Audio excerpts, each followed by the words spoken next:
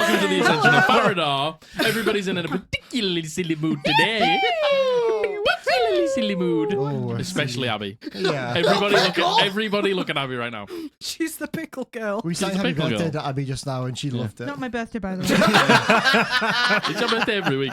Oh, yay. Oh, yippee. Every time we click record, it's your birthday. We play some music. Oh my god, we sure could. Yippee! If I was a good dungeon master, Request. here it is. Yeah, we put on Unwritten by Natasha Bedingfield. Stare at no, don't stop. The blank page. No, everyone stop. Everyone stop. Open up the dirty window. No more. We couldn't. No, we couldn't. Illuminate the words that you cannot find. Anyway. The distance, so close you can almost taste it. Reach a little picture. Feel the rain on your skin. No one else can feel it for you. Only you can let it in. No one else can speak the words on your lips. This is a bit we don't know. So we're all going to stop Live singing. your life with eyes wide open. Matthew, shut up. They're not the lyrics. You're a I don't know the liar. one after that. Well, now we're getting copyrighted. God. Anyway, Live your life with eyes wide open. today is where your book begins. the rest remain. still Whatever it is. Anyway, end it. How- That's it. That's all we need how's to say. everybody doing? Good. We're going to Josh back. Yay! I mean, he was here last week. He was My just neck very got shorter. Poly- His neck back in got a little game. shorter. Yeah, I yeah. got He's- neck reduction He's a surgery. little bit louder this week. So. When I don't know if you saw it. Well, we were having a really emotional moment, and I was referring to Ranga, and I looked at the giraffe. And he Dead just in the went, eyes. You just looked at the giraffe. I didn't see Dead in the eyes. Me and Jack were having a really intense conversation, like through the Yeah. giraffe. The giraffe's neck and the microphone. The tiny little gap of the giraffe's neck. It was good banter. It was good. It was really good, It was yeah. good crack. It was good shit. Some good shit. yeah. Some good shit. Anybody got anything to report? No. Are you sure, Abby? Anything? Yes. You sure? I'm so sure. I'm Okay. We've killed her. Matthew? This is a really good cup of tea. Nice. Everyone's got a cup. Again. Everyone's got a Well, cup of tea apart from Josh. cheers. Abby's got I've coffee. got a coffee. Cheers. Brand. You know what? So, you like 2 sugars. So yeah, I didn't know Now- you like 2 sugars. We've ran out of sugars. Oh. So the past 2 cups of tea, I have been putting in artificial sweetener. Oh my gosh, he's allergic. Oh my god. Guys, I've That's killed not him. going to help him hit his calorie goal. My calorie goal. Yes, but you say it tastes nice. Oh, look, the sugar's all carbs. I need protein, you know what I mean? Yeah. Yes. You've got to have like a 50, 30, 20 split. I could put some beef in there. You know, Some if beef you'd dripping. It's just gravy. Just put some fat in there. yeah. I could spit in it. Put If some you wanted. oil in there if you like. I don't know. But yeah, I was like, should I tell him? And I was like, no, I won't actually. But I'm pretty I'll sure he just- said it was a poggers cup of tea last It week was a as well. cup of tea Was it last week. actually? Yeah. Oh Yeah, well, so maybe there you you just like go. sweetener more. I like sweetener more. I think because it's so sweet. Who'd have thunk it? I'm morally opposed to sweetener. No. Morally opposed. What do you What's mean? the not. moral stance? For all the I'm hate not- crimes in the 1900s, isn't it? I'm not morally opposed. I just don't. I prefer sugar. I tried Yeah, to. you like full fat coke in that, don't you? Yeah, I and do I as like well. to state my preferences as if they're like moral boundaries. Full fat Coke only. Yeah. I can't- Please.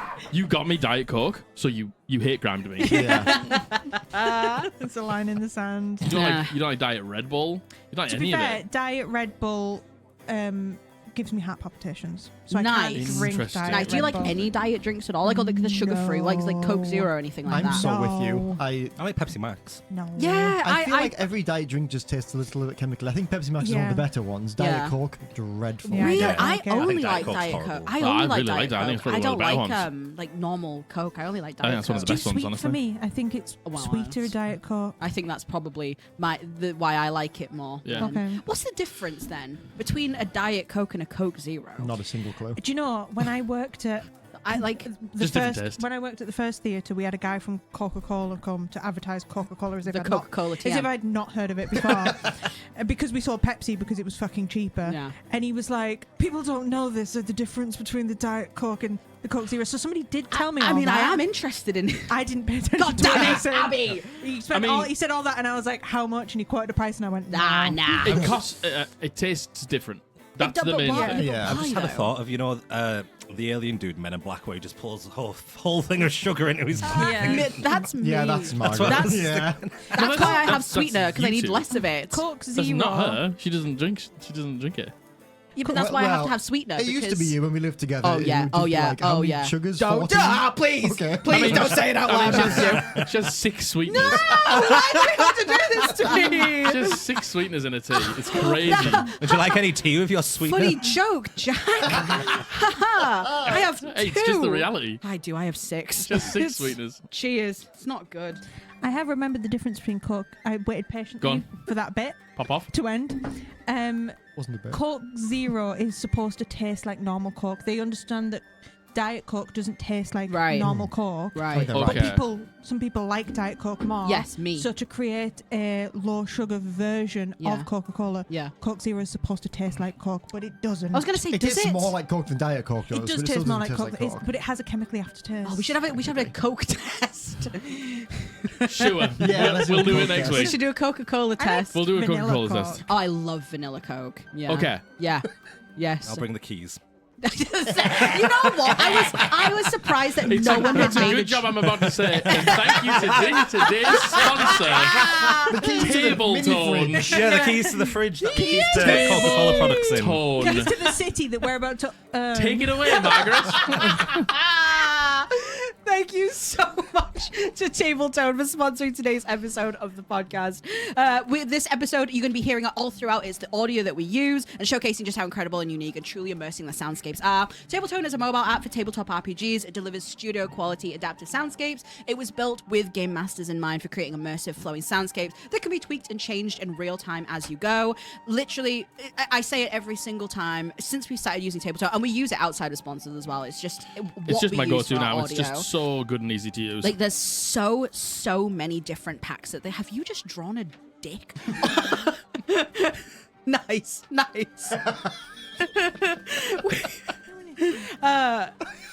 Anyway. That was my fault. You know what? That was my fault for casting my eyes downwards and looking, to be honest with you.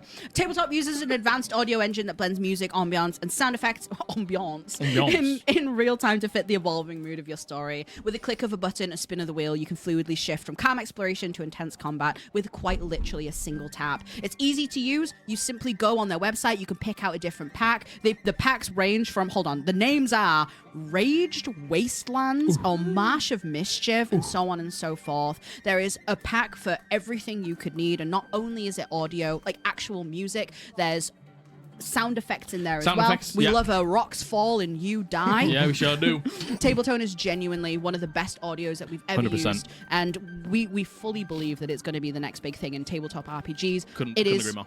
so immersive and so easy to use. So if you would like to check out Tabletone for yourself, please go to their website, tabletone.com. You can purchase a pack, or you can get a monthly subscription as well. And if you use our code Eldritch20, you will get 20% off of your entire purchase on the store. That is everything. So code Eldritch20 at Tabletone. And thank you so much for sponsoring another episode of Ascension. Yeah, thank you so much. Head over there and download a free version right now. Free! And use Eldritch20 and check out for 20% Thank off. you. Thank you so much. Thanks, Tabletone. You're the best. Yippee, woohoo. Show me what you're up. Go on. Go on. I don't know where it is. You Oh, liar. it was fun actually. Show Come the on, come on. Show us. Well, I was just saying not Show to the class. Not to forget. Don't forget. Go on, Yeah, show I the. would never forget that. show the personally. class. Why did you look at that while you were doing this? You know what? I saw you writing something. And, the mind just boggles, doesn't it? Really. Nice. It's a penis. It's a Don't dick. forget, take this with you. It's a cock and balls. Yeah. Are we ready to play some Dungeons and Dragons? I think so. Thank you so much to all our patrons and YouTube members. You have no idea how much we appreciate your support. Gain exclusive access either on Patreon or become a channel member here on YouTube for perks like channel badges and emotes on YouTube. You get 2 extra and exclusive monthly live streams, including a roundtable with a cast of our D&D actual play, The Ascension of Farrahdor, for all of your burning questions. As well as an intimate D&D advice live stream where we can answer your D&D questions in depth and one-on-one. If you would like to support us directly and gain access to these perks, check the link in the description to go to our Patreon or simply click the join button here on YouTube. Thank you. Good, I'm glad. Maybe. Okay, so what happened last time? We Josh? got wishes. Josh exclusively? Yeah, Josh, what happened last time? Tell us what happened, because you watched the episode, right? Right? Yeah. Right, guys? Yeah. Here, read Yeah. my notes. There's no notes. You hand him the same piece of paper with We met the preserver. We did. Who said she had a moment on the shore where she reached out to the waters and began to commune with something, and she said that to silence this, she wants to speak to you. She specifically wanted to speak to Lenore, but she wants to speak to all of you. This gal. She's very interested in these very interesting four fates that have seemed to intertwine themselves. Snake bit. Snake pits. Snake That's our pit. new name, by the way, Snake Pit. Snake Pit. That's the group name, Snake Pit. Yeah, Snake Pit. Snake Pit. Yep. So Snake Pit. you helped out on the island while the ritual, the very long and arduous ritual, was beginning to take place on the island, so you could head down to see the oracle. So you helped out in which ways you could. You cooked, you hunted, you helped get water and things like that for people who were tired during the ritual. You had a night's rest. The preserver came to speak to you the next day and thanked you for everything that you had done, and began to take you up onto the precipice of the rock to invite you, as she began to throat sing, which Silence very much enjoyed, as a huge whirlpool opened up in the middle of the water. A huge storm above the Blue Storm Archipelago began to cascade down heavy waters and a lot of lightning and thunder. You head back down as a rotten ghost ship began to come out of the whirlpool and sail to the shore, as you all were introduced to Captain Rosanna Crook. Captain Rosanna Crook. She was the person who was going to take Jack's you. like, please remember her name, please. She began to ferry you down to the depths as you began to basically sail through the middle of the ocean all the way down the whirlpool. You began to see a few things on your way down. You began to see lots of sea life and stuff like that, but you also saw some rounded pyramid structures. Boobies. Yay! Real mature Margaret. Thank you. Mr. Dick Drawer. You began to see some rounded pyramid structures that looked like they had like a current of electricity or lightning that were just around them. There was a section of it that led off, winding away into the distance. You actually ended up arriving at the Oracle's abode, and she was just chilling there on her rocking chair outside of a big conch with a tree that had a small pool around it with tens of thousands of tiny little droplets around it. She, one by one, began to speak to each of you. She spoke to Silence first, and Silence asked, I just asked to see how I protect my people. yes. She, through visions of the future, through premonitions, through some obscure methods of telling you, showed you some things. Showed you your home, showed you a great hall, and showed you what felt like an ascension were the things that she showed you.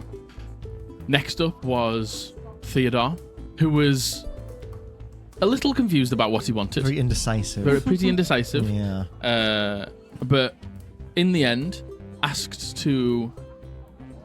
wanted to keep Adam safe. Yeah, I was like, hey, actually, I'm a piece of shit. I don't deserve this. Just give it to Oh. Adam. He's really Yeah. cool.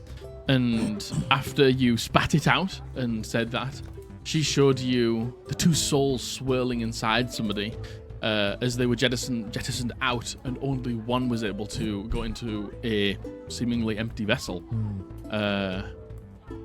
That was all she showed you, but you began to find tiny little pieces of glass. I did. You did. Little shards of glass. Little shards of Very glass. curious. A little frustrated that he maybe wasn't given exactly what he wanted, and he doesn't quite understand, which is always something that doesn't Yeah, particularly he sit well loves with it when he doesn't Theodore. understand things. That happened. Ranga went over. Ranga came back. He came back in his Lamborghini. Yeah. And his Lambo with his chucky milk. Dripped out with the best armor and the best weapons and the best gear with a Lamborghini and an eternal chalky milk. And lastly, Lenore went Flask of over. alchemy, then just chucky milk. Yeah. Yeah. The Oracle was willing to give for Lenore. She had seen the journey, she had seen everything that had led to this moment, and things that you were maybe hoping for, she was willing to give. She gave you the same thing that Swan Song got when he came here to give back to Silver's parents. She tapped the compass and fixed it, showing the way to get to Silver. And she also showed you something that you might be coming across on that journey. She felt very deeply for you. And as you came back to the group, you all headed inside her house. And she had a lot of macrame. Macrame, yeah. Yeah. She was big into macrame. Yeah. What Big. does that mean? Just It's like a textile. It's like string weaving. yeah. Oh, yeah. yeah. But Guess with who seaweed. brought macrame into the game? Shocker, I know. Made macrame canon. Stop trying to make macrame happen. You were jettisoned back off onto the ship as Captain Crook took you back to the surface and dropped you off back on the Blue Storm Archipelago. You said your goodbyes. You handed the Kuator Oh no! back to the Preserver. I handed the god of the sea. Yeah. back. You said your goodbyes. You called the ship over. You told Adrian where we think we can find Silver, and we are about to set sail. So I did a little scry on Adam as well, and I You saw him did. reading books about You dragons. did. you did. You For did. whatever reason that is. yeah. Oh. I didn't really think anything of it because it's not that weird, but The second Jack said he's reading something, I went, oh no. Oh fucking hell! Oh shit, the bed. You found a couple of more pieces of glass. I did on the way. Yeah, on your way back. Do we still have the weird gross root things? The things that you put in the We top of had your to mouth. give them back, I Yeah, think. I'll say that you can keep them. Cool. okay. I just think it might come in useful later. This isn't the last time we're going Just in the off our ocean, I heads fear. exploding. We got Imploding. A root thing. Imploding, Yeah, exploding, well. whichever one you want. Yeah. They're both the Either same or. thing, bro. Yeah, either or. Yeah. Theo They're / interchangeable, Matthew actually. was really normal about it. Yeah. It was to when you sail to the depths of the ocean, so your head didn't implode. It's not that weird, Matthew. We have sweets on the way up in an airplane so our heads don't explode. That's true, yeah, that's how that That's works. exactly why we have them. Yeah. So Yeah. yes, It's a risk you take every time you fly. Yeah. Every time. Every time. Every time. you have just left sailing just away from the Blue Storm Archipelago as it sail away. We've As did it that about 4 times this session. becomes smaller and smaller and smaller in the distance. What do you do? We sit in silence for the next 4 hours. We don't do anything. See, this is the thing. People are always like, how do I get my players to roleplay? What you do is you go, what do you do? You just leave And then the silence you don't there. say anything. Yeah. And you make it their problem. And it works every time. Yeah. What time is this, did you say? So you had, we'll say that it's sort of midday. Sort of maybe 1, 2 in the afternoon, something like that. And we did say we were going probably to Silver now, right? Yeah, to be fair, it was, you know what? Lenore just rocked and rolled with it and just said it. I was going to say we don't necessarily have to do this now if there's anything else to do, but I realize we are actually on the way. Yeah, I mean, So- I mean, you've just got on the ship and you are just leaving the Blue Storm Archipelago. So you tell me what you do. I actually need to wait, so carry on. Oh, my I'm goodness. going to Go Pisco. grab my Pisco. cartography supplies, which I have. Ooh. And have had. I briefly tried to use them very early in the game and then got bored of them, so Well, that's haven't just used how them since. Anyway, I have a bunch of maps, so Nice. now that's you can just how show it me a goes. way around my Lambo. Yeah. You're doing donuts around us in the ship. Yeah. I'd like to think it's one of those little mini ones, you know, the kids have, with his knees sticking out the side. Silence has the remote control to make sure you don't go too far I think I'm driving, but I'm not. Like when you give the youngest sibling the unplugged controller. Silence is hiding the remote control the whole time. You're going so fast. What, sorry, what were you gonna say? I was gonna say I've got the maps just like out on the ground, and I call you over. Do you have that compass still? You said it changed, right?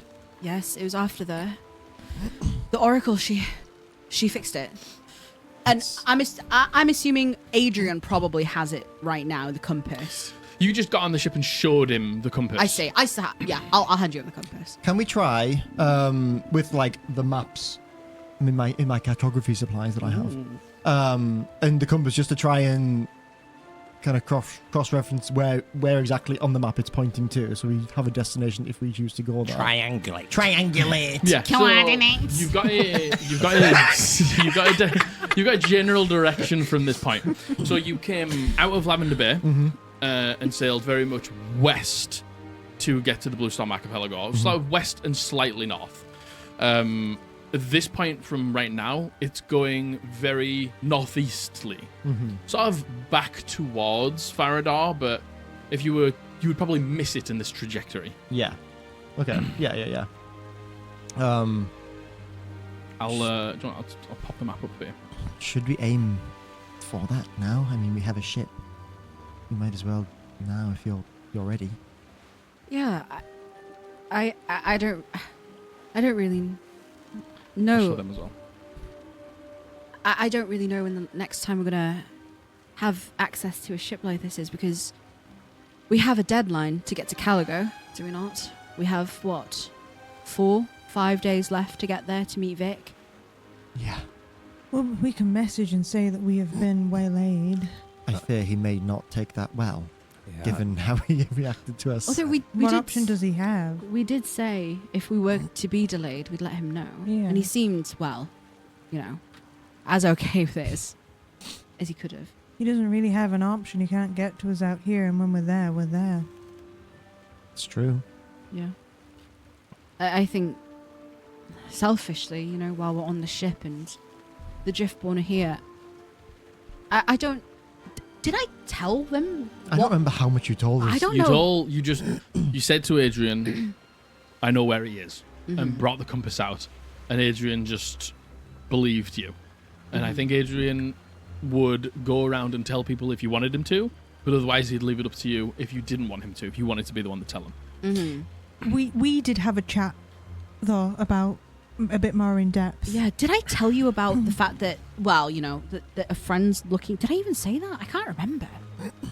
You know what? Off the back of that, Lenore will be like... Lenore will gather everyone and we'll go to, Adrian's sailing the ship. Yeah. She'll gather everyone and we'll talk about an actual game plan a little bit. The Driftborn get everything that they need to do done to get this ship sailing out of the Blue Storm.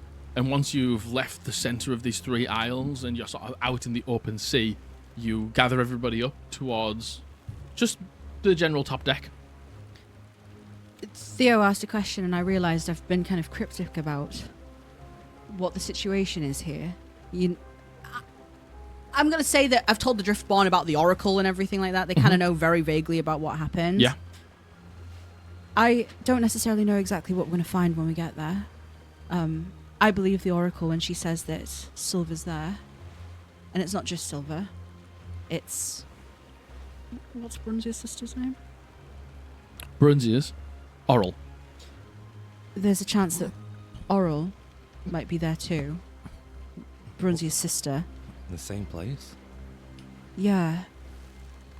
The Oracle said that there's a being, someone who they've just discovered, who finds the bodies of people who've been lost at sea and looks after them until they've been recovered. It's silence, you saw it. I think when we were going down, you got a glimpse of something in the sea, like a place. And I think that's part of it. I don't know who this person is who's looking after. Maybe it's someone like Rosanna. That's what I'm thinking. The Oracle didn't give much away, but... The captain. The captain of the ghost ship that sailed you down. She was granted the ability to do so by the Oracle. Oh, okay. I have no I understand idea. now. Spooky, scary scout. The spooky send shivers down my spine. I have no idea if this, and she points to the compass, is where we're going. And is this collector of bodies in the ocean, will they relinquish him to us? Is it... Will we have to convince By him? the sounds of it, that's what he's waiting for, right? To come collect. She didn't say much about him, but from what it sounded like, he's wants to help. He's found a purpose in helping, I think she said. And I don't know what that's going to look like. She's speaking to the Driftborn more pointedly here. I don't know what that's going to look like. I don't know what. I don't know. So we have to prepare, I think, to see something maybe we don't want to see. Or, prepare for the worst, I think. Yes, it's possible there's many more with them. I say, unless it must take a lot of intense power to be able to find bodies all across the ocean in this world. She said that he's everywhere, that he spans the entire ocean. A god, perhaps? Maybe. Heinz? Why would a god? Margaret, knowing it's Jormungandr. Yeah, no. Why would... It's Oh, Jormungandr, by the way. Yeah, it's probably Jormungandr. Okay. We think. We think. It's almost Oh, certainly, with the but- electricity and the... Yeah. I see. But our characters don't know Yeah. that. Yeah. I don't know how that's possible. Sounds like he's just a man, but obviously not. Nothing's really... Everything we've witnessed in the past few days, I think, has been more than just that, so... But regardless, even if we find him and he's there, there's two parts to it, she said. His body and his soul. And we know his soul is not. The gate. Yeah. So, I think more so than anything, this is for you. She looks at Adrian. I know that you wanted to do something similar. And the Oracle said that this might be a good friendship for you. You see, like, these simple sailors, they grew up just wanting to be pirates, wanting to be sailors, wanting to be people of the sea. They got that, it was taken away from them in the back. Talking about a being that is everywhere, talking about a being that is keeping people, like, bodies alive and stuff like that, they're just a little taken back. But the idea and the chance to do basically exactly what they wanted in being able to have other people not go through what they went through and you went through with Silver. Adrian is like scared, but at the same time interested, intrigued. Well, sounds daunting, but at the same time, I'd definitely be up for it. And I don't know. This is all just secondhand information. It might be very different when we get there. But I believe her. And I think we all did. She has no reason to lie necessarily. So. Oh, yeah. Let's use the compass and get where we need to go. And then when we get there, it'll be... How many people can you get down there? Well, I can give 10 of us the ability to breathe, but we only have 4 of these anti-pressure root things. Yeah. Depends how far out it is. Depends how deep down it is as well. Yeah. That's assuming that we'll have to swim. We don't know what's going to happen when we get there. Yeah. If it's some sort of unforwardly thing, it's not always just as simple. Yeah, I agree. I think it's best if maybe, again, we handle... Let us scope it out. And then, obviously, the whole reason is to introduce you. And I couldn't imagine seeing him without you, so... I can try and study these routes on the way there and see if I can whip something up. Perhaps with some help. That'd be good.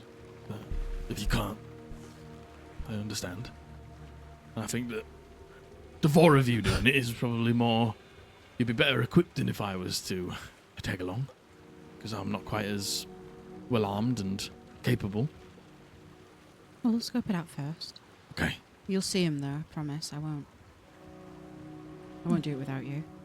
I think the path will become obvious to us when we get there. Yeah. Exactly.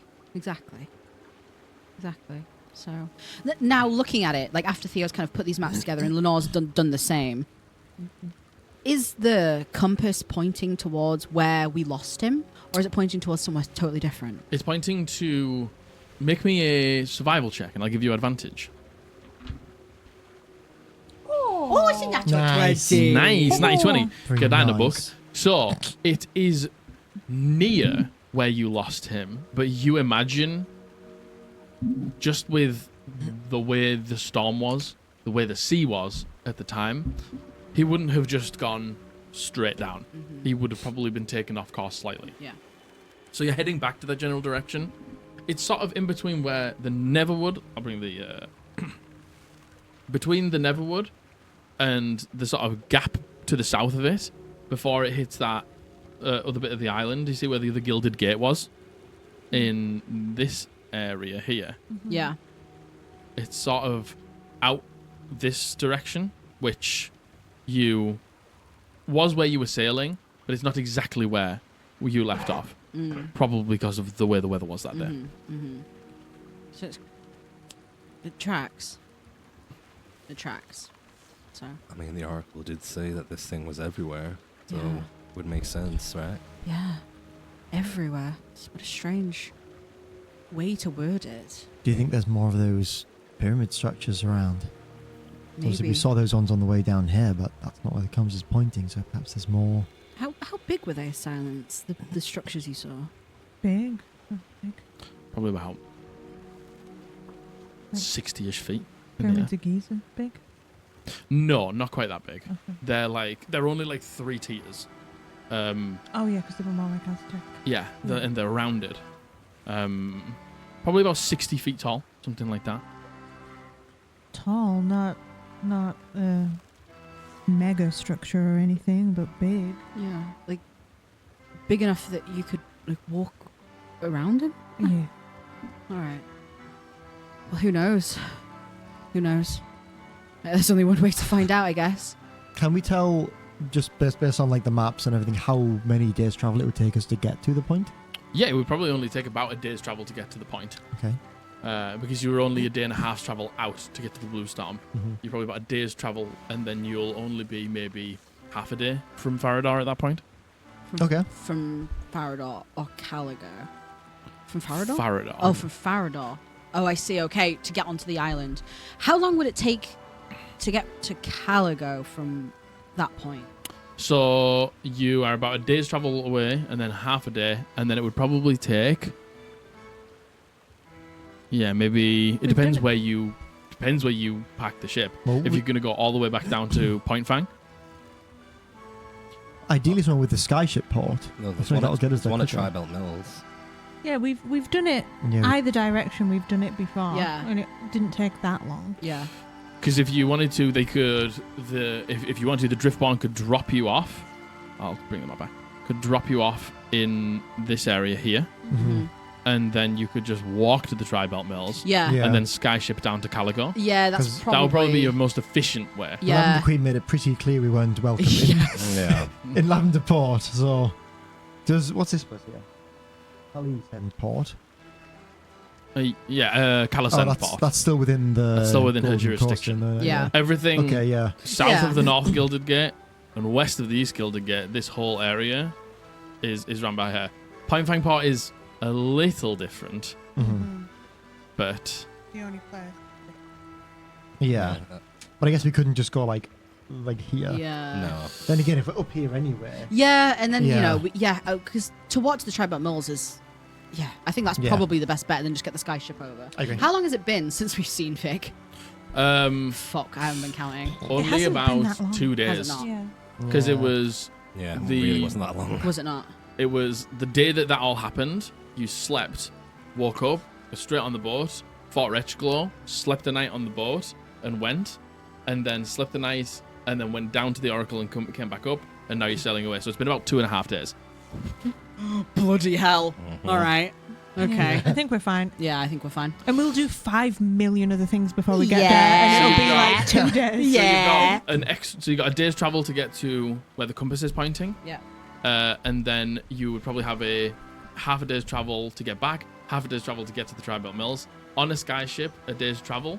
So you're probably talking you'll be 4.5 days-ish at that point. Yeah. So by the time you get back, there might only be a day and a half, 2 days before you're actually supposed to meet with we Vic. can message him anyway if we need to. Yeah, if you're early or you're late. Yeah. All right. Okay. I need to take my big dangly orb into Yes, you the do. hunt. Yes, you do. There is a hunt place at the Tri-Belt Mills. Oh, yes. Oh, there That's is. the first Yeah. place Oh, that you met them. What? He's been wrangling Retchglow. Retchglow orb. Oh. He's big dangler. His big dangly Oh, bits. fucking big big dangly dangly what? His big dangly balls. He drew it in the Don't Forget Yeah, bit. come Oh, on. of course, Don't yeah. forget his big dangly balls. Big dangling balls. Dangly balls. Big, Big- swanging balls. Big We've Critchlow known this balls. about Ranga since the beginning. Yeah. Big sack Big Ranga. sack Big Zack Ranga. Big sack Ranga. Come on, Matthew. Yeah, my Wake bad. up. My Lock bad. in. Dial Lock it in. Come on. All right, you ready? Yeah. So, you... Under normal circumstances, I'd say leave him alone, but I'm not. Yeah. Evil. You've even pissed Abby off. I did nothing to you, Abigail. He was mean to me earlier. So, you have got a day's travel.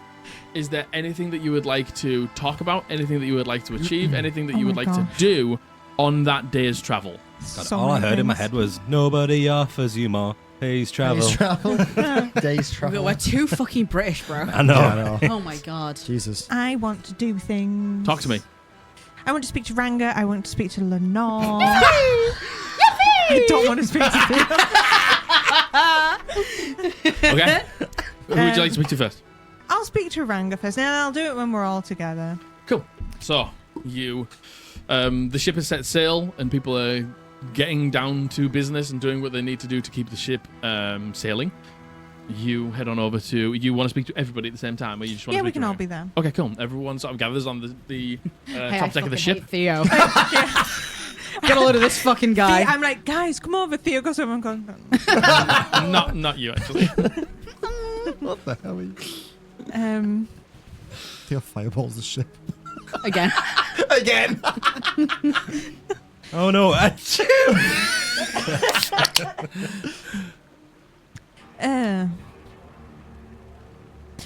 We were all talking about everything, but you didn't say what you asked for.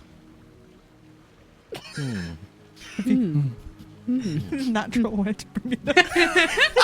Abby being like, I'm going to be a good friend here, and I'm going to give him a chance. I'm going to give it to him. We talked about it in the car, Yeah, it's a good job we talked about it I in the wasn't car. there. Yeah, I know. so he can decide now and let you know. Well, it's you know, you guys. This is gonna be a little bit embarrassing. Brings out the jockey milk. And his Lamborghini. He doesn't let us have a sip. Infinite documentary we outloud any. I couldn't really think of anything that I wanted specifically. If there's anything I really wanted, I'd want to work towards it myself. That's what I said. But I did ask the Oracle for a little bit of insight into anything particularly dangerous that we might be coming up against sometime soon. And they said...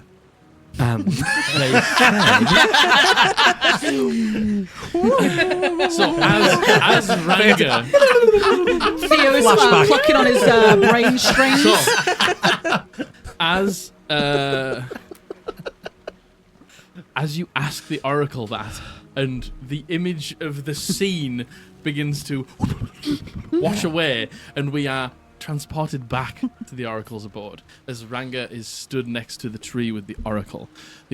You ask the question, the Oracle smiles, and as she smiles, she picks up the staff and she hits the tree, and as she hits the tree, a few of these droplets drop into the water. She grabs the back of your head and she brings you down so you get the visage of this pool that lies around the base of the tree. And as you do, you know the journey that you've been on so far we've encountered many different things. And that is a theme going forward. There isn't just one thing that your party is going to face. There's a number of different things. You feel the raging heat of an inferno. You feel the scraping, itching claws against your mind. You are taken back to the temple where you defeated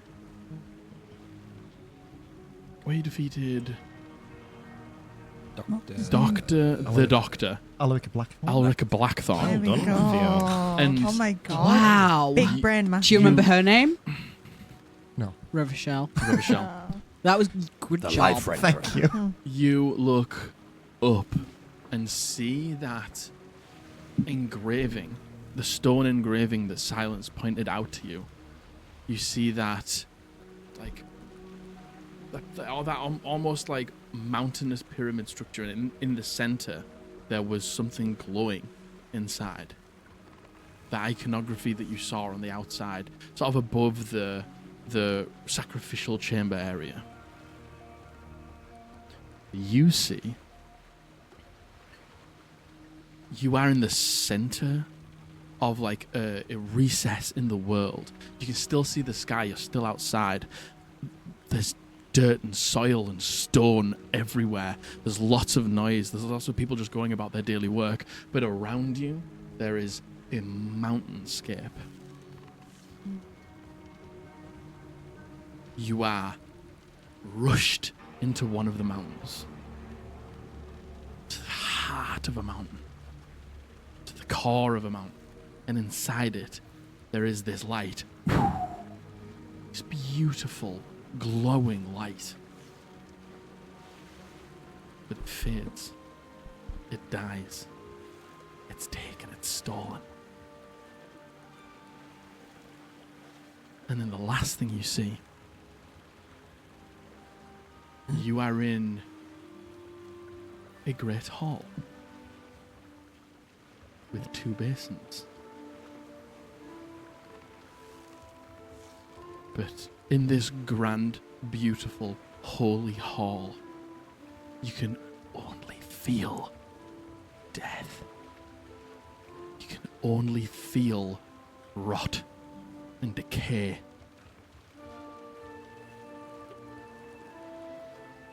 And that's what she shows you.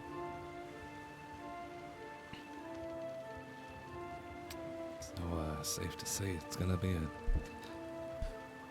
a lot more perilous journey. That whole thing with the mountain and the light. Do you think that could be connected to what Ewan's doing? Yeah, sounds Awakening a mountain? Yeah. It sounds.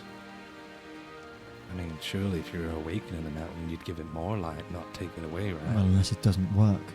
Maybe something's Unless, gone Unless wrong. something intervenes, as it seems keeps happening. exactly. When was the last time you spoke to Ewan? It's been. Well, Probably like Probably not 3 that hours.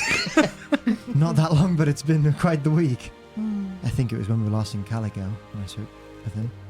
Maybe if you can. Check in, see how it's going. Yeah. I think I have the spell slots. Who knows? We've had a sleep Oh, we have session. Oh, you Since have. then, that's Yes, so you true. have. Yes, you have. On the round table, I picked up his thing and I just moved. She filled Moved all with of the it. entire the hour. whole night, everything around. Didn't even think about it. But it's okay because we rested, so it's okay. Yeah. I saw the same thing. With the hall, with the fires. That didn't feel good at all. No. It wasn't quite as intense for me. I didn't feel the... I knew something was wrong, but the rot you described was not something I necessarily felt as strongly. I'm really not sure about that one.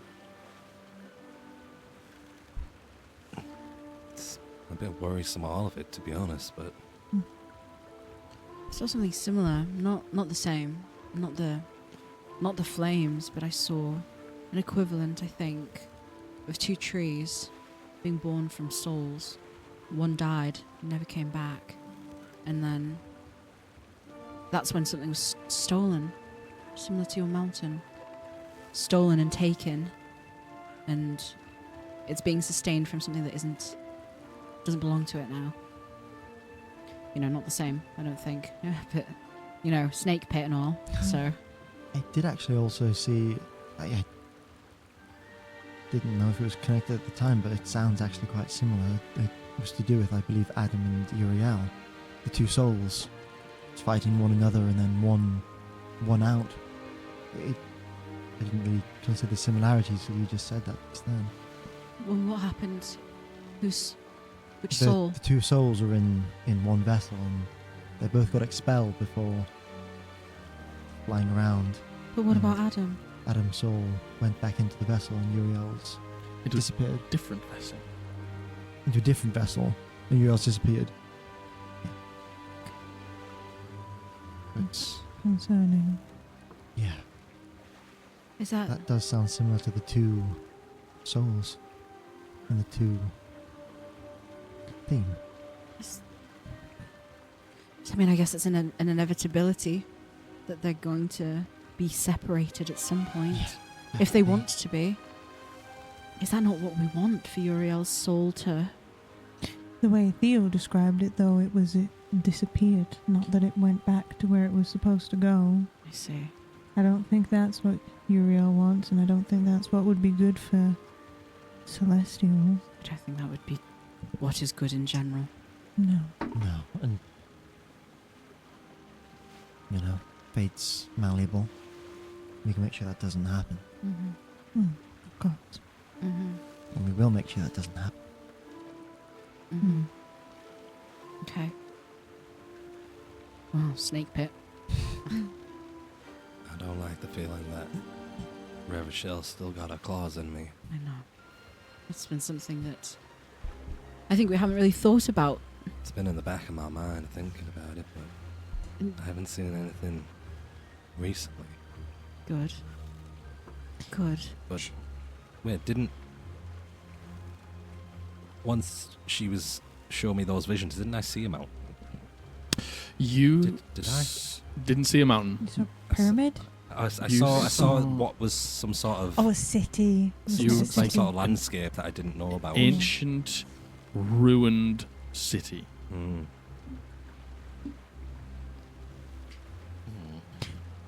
I think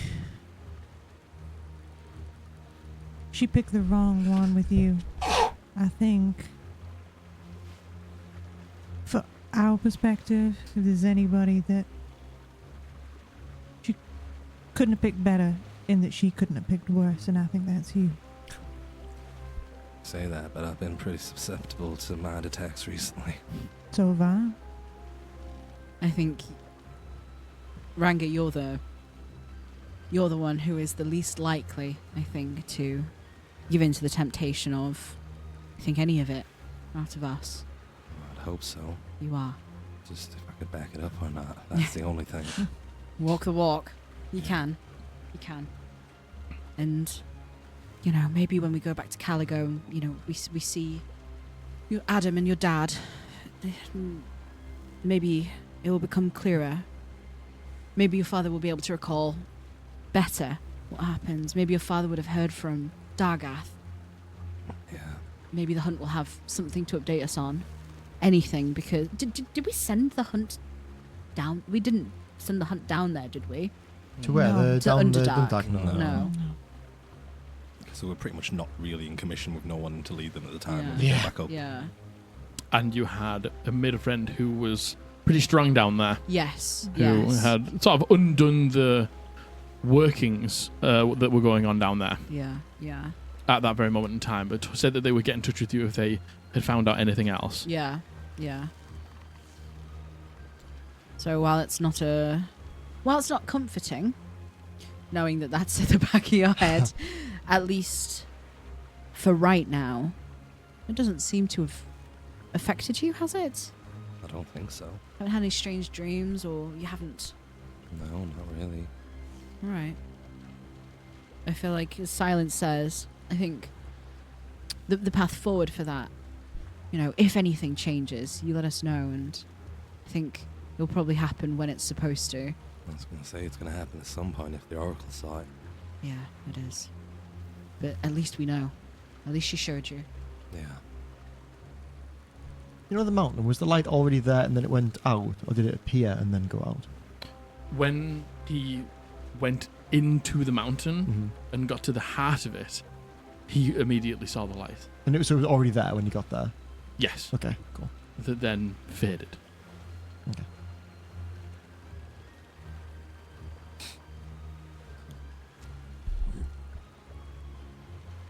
You know, I thought that'd be better for all of us instead of me just wanting something. Yeah. Thank you, Ranga. We can get things in time, but information is key. Knowledge is power, as they say. I do say that. Indeed. Indeed. Well, anything else?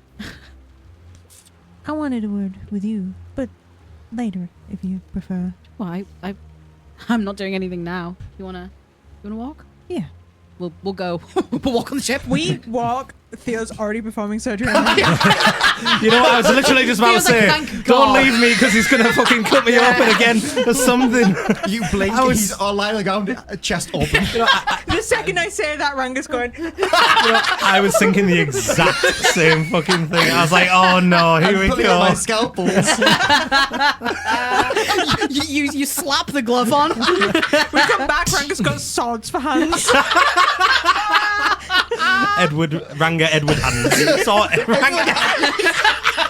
You got two guys called Edward on your hands.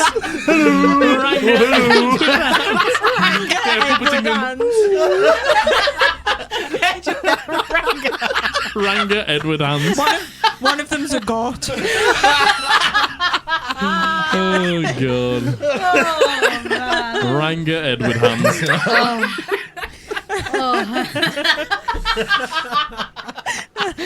Edward hands. Oh, God. But you two do turn and walk to the head of the ship, God. away from the others. Jesus. I had a thought. I've been pondering a little. I know that your mind is slowly being turned away from your opinions that you are a curse and that, you know, that you shouldn't have been brought back and stuff. But I thought of something and I wanted to tell it to you. Okay. I don't know much about the dead or spirits. But the little that I do know, you know, through our adventures with the Ghastly Gang and my communications with Aloth, I've learned a little more.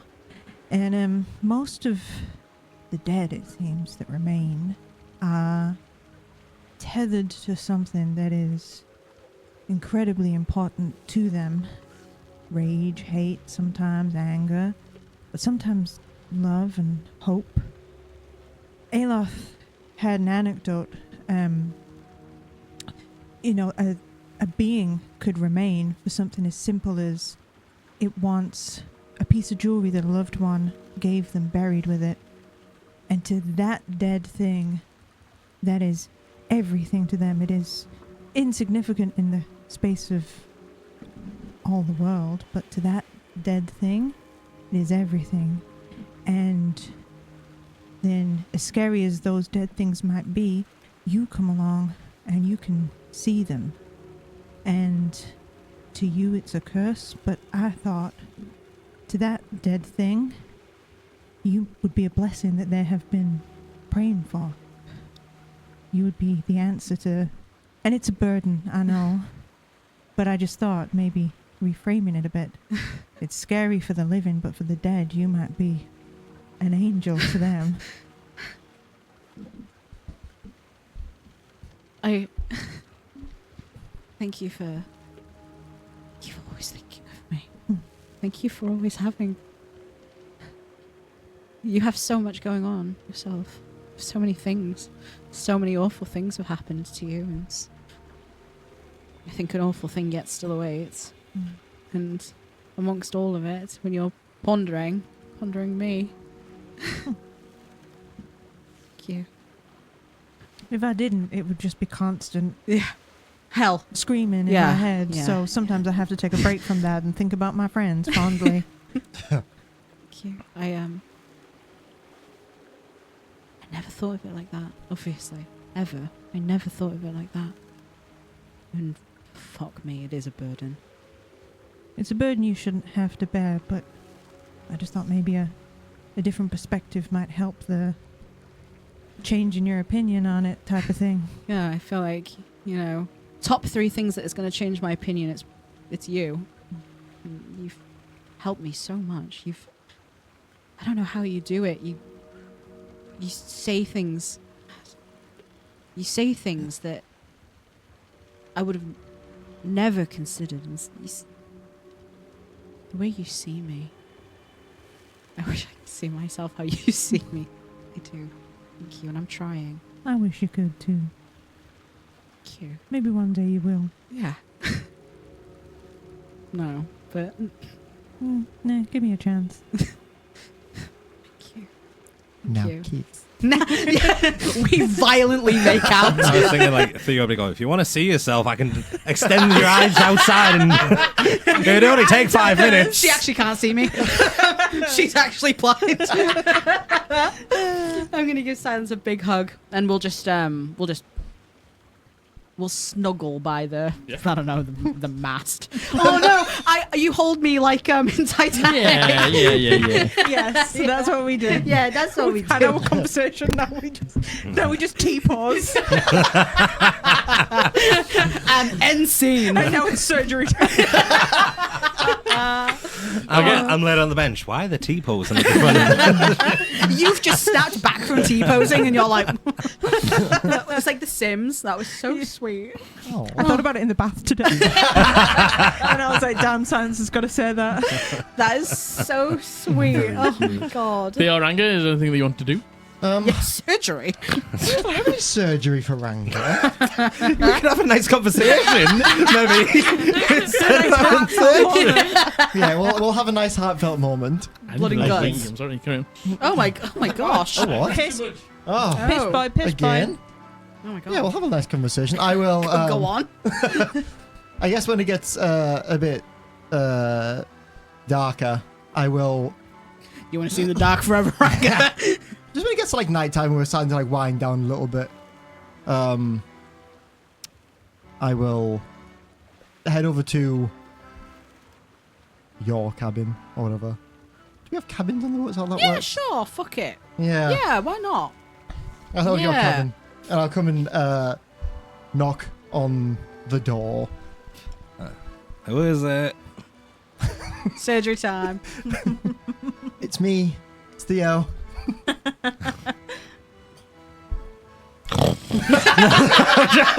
I walk in anyway. Perfect, no need for anesthetic. He's already unconscious.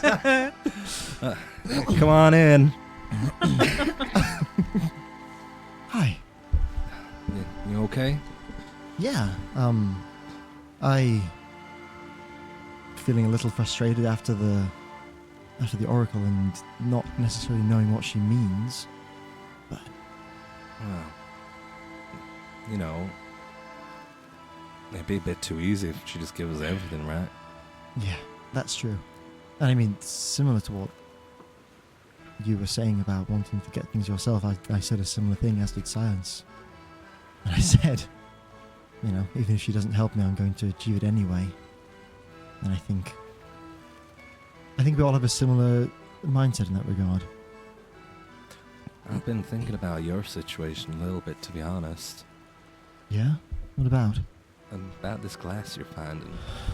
You have thoughts? Yeah.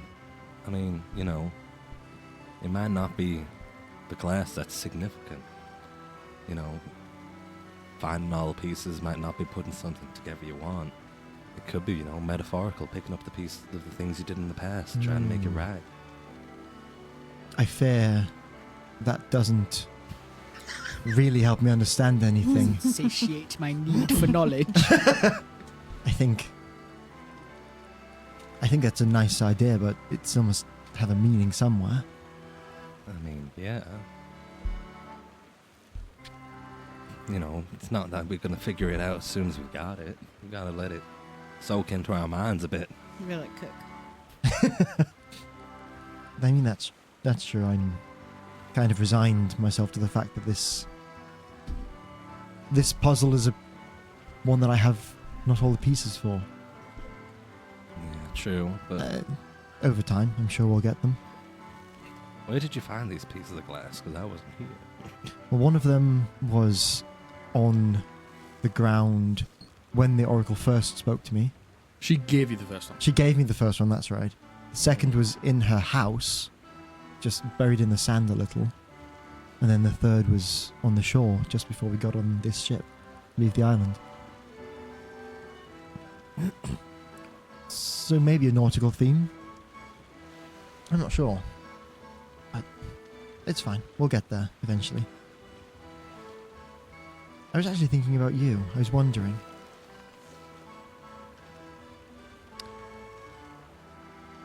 Your eyes, they're...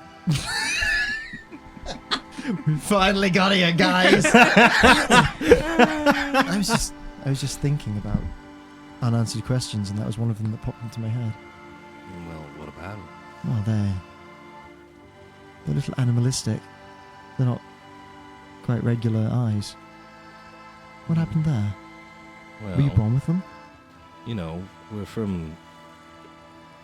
After my dad founded the hunt, we became and did some little practices, and I managed to find, you know, an animal that could see in the dark and took its eyes. Took its eyes? Yeah, so we couldn't see in the dark, and a lot of the time there was a lot of the black cloud from the residue of the volcano, and that's how we adapted. Like, surgically? We just kind of popped them in. Oh, I see. Oh, you see, you're fucking with me. Yeah. Yeah, I was born I with it. see. We were... I was actually kind of excited for a second there. That sounded really fun. Well, I tried to put it into a Interesting. a kind of story you would have enjoyed. No, I did. I enjoyed that one. It seemed Yeah. interesting. I could have said that my mom was a good surgeon, and you know, Well, she I mean, was a she healer. is a good healer, but Yeah. I don't know if she could replace people's eyes. I could. That's why I brought this up. On the table. I feel like 4 jars of different eyes. Pick 2. So anyway, I hope you enjoyed that, Theo. Good night. No joke. I'm joking. No, for real though. Did your dad have the same type of eyes? Did your mother have them also? My mom didn't have them. No, I think it's been a trait of people legitimately that have lived on this island like a long time ago when it was an extremely dangerous place. More of an evolution, adaptation type thing. My mom didn't live on Lurup Isle, therefore she didn't have these eyes, but So all of the natives of Lurup Isle have these eyes? most of them, yeah.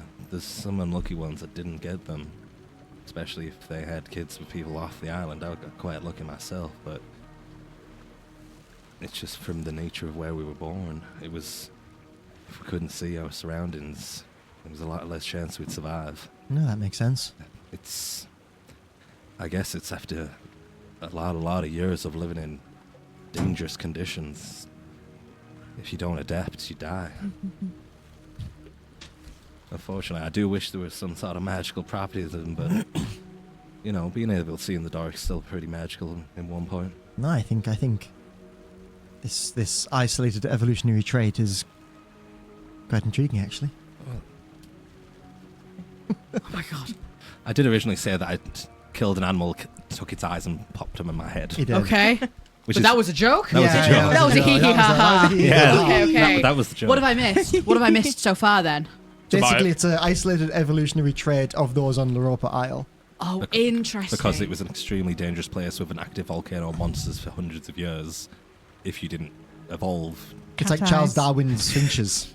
Huh? Like Charles Darwin's finches. Exactly like Charles Darwin's finches. Yeah, yeah, That's yeah. what I'm always saying, by the way. It's always like Charles Darwin. Actually, You said Charles Darwin's finches. Actually, I don't even know. I don't think they were finches. They were some sort of bird. I think it was finches. Oh, was it finches? I think so. What's Charles Darwin? You know what? You know what? I'll ask in the break. Again, the two people that can't be. I mean, you know, we kind of see it through other different races. They've adapted from their environments of where they came from. No, that's true. It's not that much different. It's just a slight change. And I have noticed on the several occasions I've had you open. Why do you have to say? Why do you have to say it On like the that? several occasions I've gaped you. I've keep talking. stretched you.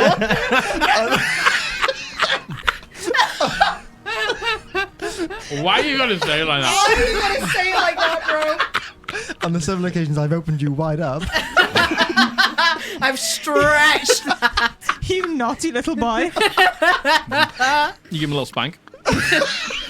I've probed you and opened you wide for me Oh my god. to the lungs. Thanks to the sponsor, Templeton. Cheers. You guys are dreadful. I've noticed on those occasions your your biology has differed from other bodies in the past. This gets better. That biology, no, Ranga. Yeah, our organs are a little bit different. But in general, a lot of us on Lurpral are pretty agile, regardless of what we do. Yeah. But that was just part of, you know, being able to hunt or run away. Quite looking forward to visiting Lurpral and seeing the people there. It's a lot different now. The people have been getting born recently. I don't want to say soft, but they haven't known the hardships of how it was back then. It's more of a tourist area now, if anything. Not really dangerous at all. I mean, that's a good thing. You've made things better there. It is surely. It is good, but you know, when you're looking at your past and what you've had to do to survive, and you just kind of think, you know, they've got it easy, which is nice to be able to not have to go through those hardships, but they won't be as able to fend for themselves if they ever did have to go for anything, you know what I mean? I think that's a common trait between generations. Yeah. The older thinks the younger has gotten soft. Well, I mean, they're not fighting monsters for their lives anymore. They're living in a resort. Yes, but if it came down to it, they would I feel like improvise, they'd adapt. I feel like They'd they have still to. have some of the instincts. Of course. That wouldn't go away. But, I don't know, maybe if it had stayed bad, we might have ended up evolving even differently 100 years down the line, 200 years. Things could have been different. We could maybe have been able to climb naturally and stuff like that. You never, I'm not really sure. Your dad had the same eyes. Yeah. But my mum didn't because she's not from there. And your brother? We haven't. Yeah. From what the Oracle was saying, I kind of thought this might be the case, but Adam will need another vessel. And maybe Uriel too, I think I might. I've made a lot of notes while doing surgery. And I think I might use some of your physiology in those. Okay. Stop it! I even didn't say the word. Yeah, but you did before. That's the problem. It's out there now. I mean, you know, if you're going on for what you said for Adam, biologically evolving to be stronger and faster, I suppose our kind of people from Lurpal are kind of on the way, or were at least. This is the thing, is that it was always supposed to be an iterative process. Adam was never supposed to be the final, necessarily. Yeah. It'd take you a long time to build another body, though, wouldn't it? Yeah. It should be a little quicker this time. Since I've done it before, I kind of knew. Would that mean that you'd lose your powers again, though? I'm hoping not, since if I can, it was mostly the soul that was the reason for that. If we can just move Adam into a body that's, not quite so damaged as the current one from hosting 2 vessels in one body, that hopefully shouldn't. I've only got one worry about this, to be honest. I mean, I've done it before and not had to use too much power. Adam wasn't necessarily the first. What I'm thinking about is, we've been seeing these things, these lights disappear and things. What if once Adam leaves that vessel, the one that's breaking down, what if something else tries to get in the meantime? Into Adam's old vessel. Yeah. Still, even though it's breaking down, it's very powerful. Yeah, that's true. It's strange, isn't it, thinking about Adam or people not as their physical forms, but as their souls. Well, after what we've seen and from what I've heard from Sans and Lenore, it's always a powerful thing. Yeah, that's what Medeiros. Miranus. Not Medeiros. The other one. Critchlow. Who was the other one? The second. Irinus Ven. Irinus Ven. That's what Irinus Ven seemed to believe as well, is with these soul cages. Yeah. You can just transfer souls, and I guess it's the Ship of Theseus argument. Are they the same person? Would you like to hear a secret, Ranga, that I haven't mentioned yet? You've put a bomb in me. No, but I did actually think of that once you got cursed. Let's put that there just in case, and then if you go off the off the rails, we can just... That was a joke. I didn't. Yeah. I would never do that. All I thought was, the mask where he eats the bomb and just goes, that's a spicy meatball. I would never do that. Ranga! I'm just going to sit here for a second and hear if I can hear him ticking. I do love... What's up? Dusty walks out from behind the desk in the room, and he comes and sits on my lap. We're both sat on the bed or whatever. This isn't the first Dusty. Where did Dusty just come from? I'm pretty sure he wasn't in here and didn't come in with you. I think he was. That's like Gatekeep Girl. What do you mean it's not the first Dusty? You had a cat before that died, and now you call all the cats that you get called Dusty? Partially right. The first part, Dusty died. The Dusty that Lenore knew, and the Dusty that I knew, died.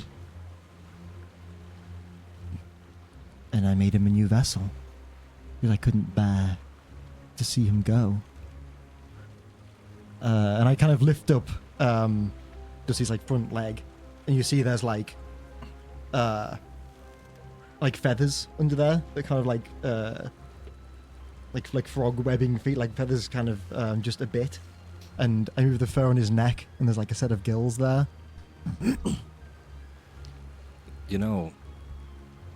I think if you'd have told me about this a few weeks ago, I might have just fucking gone a bit crazy, but this is pretty normal for you. So he's a cat, bird, frog hybrid now? Kind of. He can only really be one at a time. He, like I said, he was one of the first, one of the prototypes. So is this you went around and got loads of dead animals and stitched them together type deal? No, Ranga. I've talked about this before. It wasn't like that. I didn't grave rob. I didn't stitch up corpses in the night. I'm not a necromancer like that. So more of a mana type thing. Yeah, exactly. I crafted this body for him. It was the precursor to Adam. Does it have the soul of the original Dusty? Yeah, that's why I brought it up. what we were talking about just then with, seeing something by its soul rather than as its physical form. Yeah. And I mean, this does look a lot like the original Dusty. But it is, for all intents and purposes, a separate body. It's nice in a way. Yeah, I mean, it's want to keep Dusty with you. it's nice to have him around. Yeah. When he is around, I mean, for real, he wasn't in this room. He's wily. He can just get. He can get where water can't. Theodore, worst liar on Farrahdor, by the way. Yeah, he is, to be fair. Okay. I mean, I don't mind him being in here, but, can you at least... We'll get Silence to maybe explain to him how he shouldn't just spy on people for no reason. He calls on your head. He's in your hair. I don't mind. That's surgery. But, when I know he's here. I mean, I wouldn't spy. I can't spy with him. Okay, this... I know I probably don't need to, but I'm going to do an insight Yes, you check. can do an insight check. The DC is 1. Oh no! Beats it. Is it a 1? No, the 2. You win!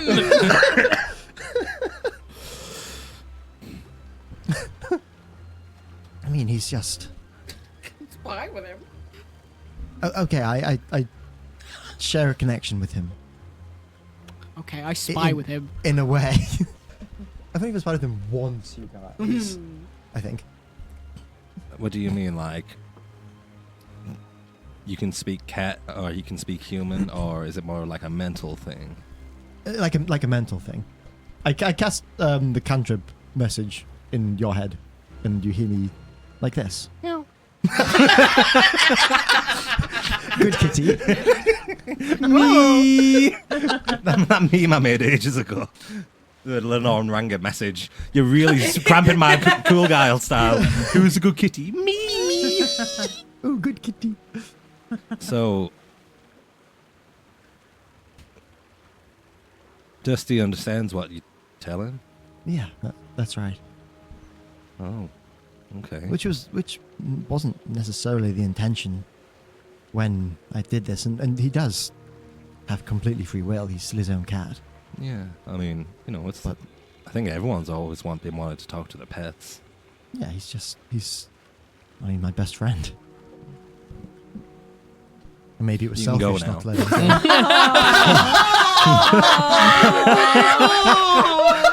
How could you do this? I can't believe Thanks, you've done Ranga's this to him. crying now. I'm pretty tired. I'm gonna go to sleep.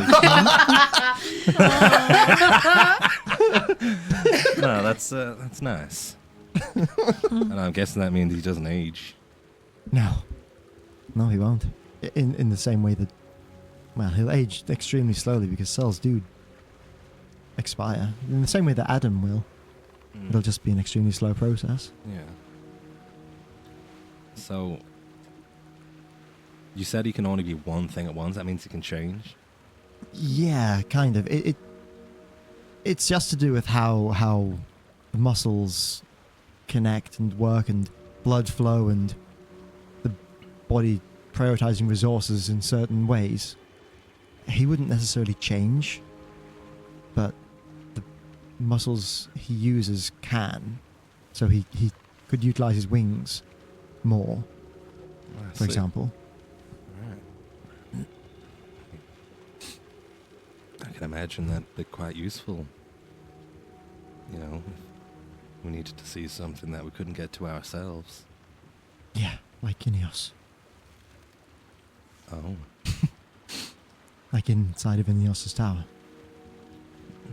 Well, now that makes a little bit more sense. Yeah. I was wondering how you could see through walls and stuff back then. That's how. Just talk to my cat.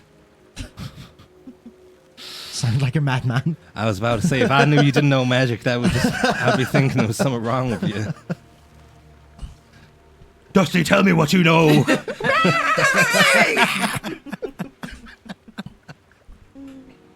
So, Lenore doesn't know about Dusty? Not yet. But I guess what I'm trying to say is I need to start trying again. I haven't really done anything since making Adam, as far as that. And I need, if I'm going to make him a new vessel, like the Oracle foresaw. And I need a lot of spare time, I imagine. Yeah. Some focus. I mean, we have a bit of time now. Before we get there, I suppose I can start.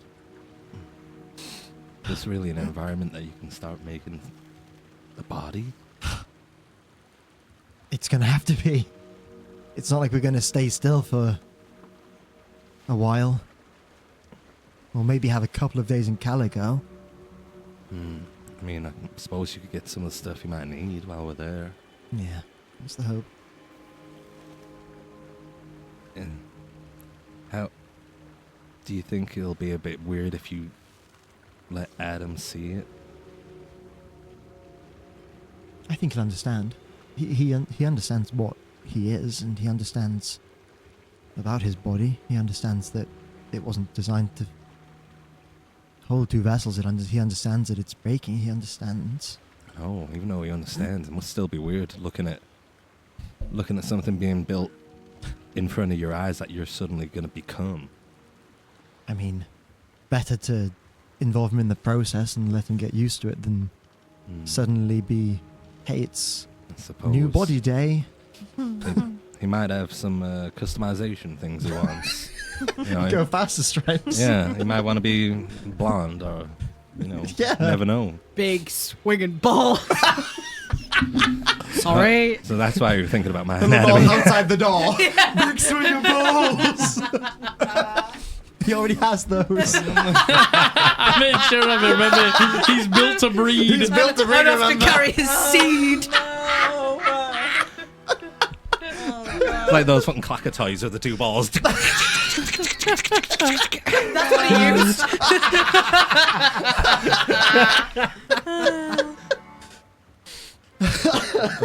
Yeah, he might, after seeing all the people in the city, decide there's some sort of, weird word to put it, but like design that he would like. Yeah. I mean, maybe. You never know. It honestly would be good to get his opinion on things. He might be interested in being involved in the process. I hope that he would. Does this mean that the new one's going to be blue as well? Probably. That's the mana. Yeah. We can maybe try and make the skin a little thicker to hide it. But I don't think the blue is necessarily a bad thing. I mean, I imagine he could magically just do that himself if he wanted to. Yeah. Well, either way, it's not something to think about for a little while yet, I think. Well, I appreciate you telling me about Dusty. Yeah. Do you want to bunk up tonight? I kind of gotten used to not sleeping alone. Why not? Like I say, at least you weren't like Dusty and just... What was that, Abigail? I can't wait to take a screenshot of that face. Oh, God. Yeah, since, you didn't just sneak in, why not? Dusty was already in the corner of the room. He What, was on the watching chair? entire time. So technically he did sneak in. Anything else? No. Wheel bonk up. Yeah. Hell yeah, baby. This group loves sharing a bed. Yeah. And the other one said, roll over. No one said that. Everyone was like, let's get as close as possible forever. Every single one of us. The little one said, let's cuddle. Yeah. Yippee. Okay, so there's only one other thing that does happen on the It sinks journey. and he dies. Silence. Oh no. You hear a voice creep into your head. The familiar voice of Adam. Yay! Oh, And yay. he Goodbye. says, silence. I have done what you asked, and I have began researching dragons. There's a lot that I could tell you, but some of the bigger footnotes, there are many colors. Some of them are metallic. Some of them are chromatic. The chromatic ones, they usually tend to be a little more evil. Metallic are good. And there is another part. Over in Ostellaria, which is where all dragons hail from, hundreds of years ago now, there was a treaty signed. It was the Treaty of Egalitarianism. Which was Spell that. EGALI Yeah. TARIAN Yeah. ism. There seemed to be some sort of power imbalance between the humanoid races and the dragons, and this was put forward by the metallic dragons themselves to basically bring the humanoids out of slavery. The chromatic dragons, a lot of them had their opinions changed, some did not, and in that change, that passover of power, a few of the dragons put up more of a fight than others, and some split away.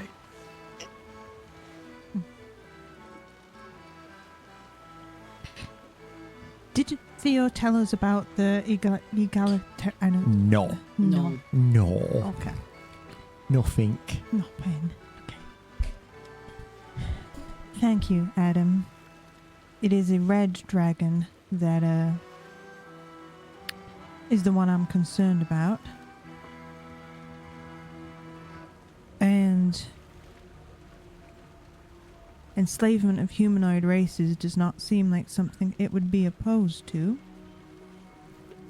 We've not read anything about if they have any mind control capabilities or anything. He messages you back. Some are strong enough. All dragons have access to magic, but depending on the color and the kind, depends what they're able to do. I wouldn't put it past a few of them to be able to manipulate the minds of humans, especially the older they get. Thank you. In the age of egalitarianism, the biggest pushback was from the red dragons. There was others, but they seem to have the most hateful views towards humans. Sounds about right. The damn thing set me on fire. Thank you. You've done good work. If you keep an eye out to see if you happen to find anything out about their weak spots, or if there are any telltale signs that somebody might exhibit if they are under a dragon's influence, that would be great. But you've done great work already. Messages you back. That sounds quite painful. Maybe you could find an ointment or a cream. But I can also keep a lookout for those things as well. When are you expected to be returning home? Thank you. It was quite painful. It was more the mental trauma than anything else, if I'm being honest, and there ain't much ointment for that, but thank you. I'm all right now. We have one more stop, it seems, or one more that we are aware of. Hopefully, we might be back in, I'm going to say 4 days or so. We have somebody we need to meet in Caligo. devils, no demons, actual demons this time. Tell Uriel. So be on the lookout, but again, don't go crazy. I'll tell Uriel not to go crazy. Yeah, I'm hoping. We hope. 4 days, within a week, at worst, we'll be back. He sends another message, and he says, "I've got a few books on therapy and counselling. I'll be able to look into those, so I can maybe sit down with you when you return, and we can unpack everything that you've been through." Uriel is listening. He can hear everything. Because I'm talking to you. It wouldn't be that way if we were talking to somebody else who would let me have this conversation alone. But, because it's with you, he wanted to be present. He says hello. Hi, Uriel. Thank you. That would be great. Tell everybody I miss them. And tell Theo that I miss him in particular. I think he might throw a fit if he finds out that you message me and not him. But Oh, then don't tell him.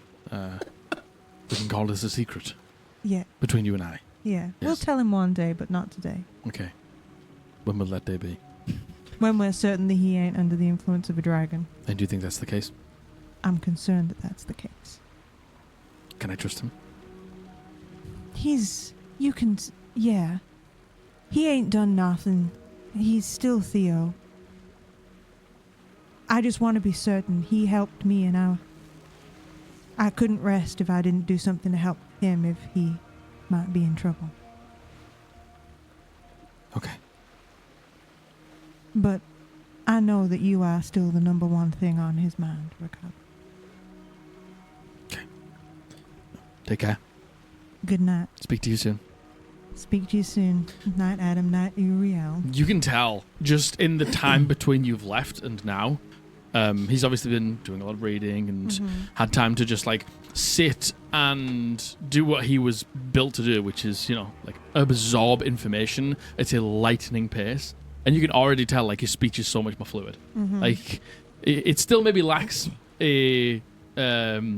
some emotion here and there in times where a normal person who's been through a lot of things. Sort of silence. Yeah. So does Theo. But the actual, like, pace of his speech is quickening, as if he's just getting used to talking to people. I'll roll over and shake you awake. I said it like a vampire.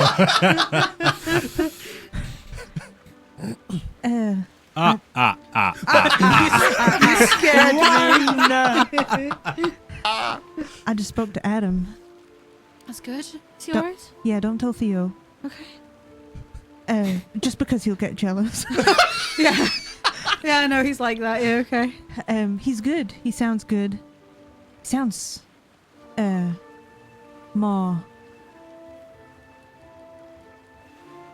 Is erudite the right word? Articulate. Articulate, yeah. He sounds more articulate than he did before. Well, he's a learning machine, I suppose. It's good. Yeah. Did I know that? No. We know. No one knew. No. Uh, Sorry, why are you talking to Adam at 2 a.m? he said hi, by the way. Oh, I hope you told him I said hi back. Hi, Adam. He ain't, Well, then I'll still sleep. he ain't, you know. I told him about what happened with the dragon, and I asked him to just read some books on dragons, but I didn't want Theo to know just in case something is going on with him. You told him about our worries about Theo. Yeah. Okay. And he's not concerned, or He's obviously worried about Theo, but I told him Theo ain't done nothing weird, and he's still Theo, but just I wanted to be sure. okay. So So Adam's on it. yeah. Good. I haven't even thought about it really since everything selfishly. You've had a lot going on. Thank you. It's good of you to look out for him like that. What the fuck are we gonna do with that? Trust him for now, I do. until we have a reason to not trust him. Innocent until proven guilty, as they say. True. And what did Adam say about dragons? Is there anything that's immediately like fuck or? Red dragons are particularly bad.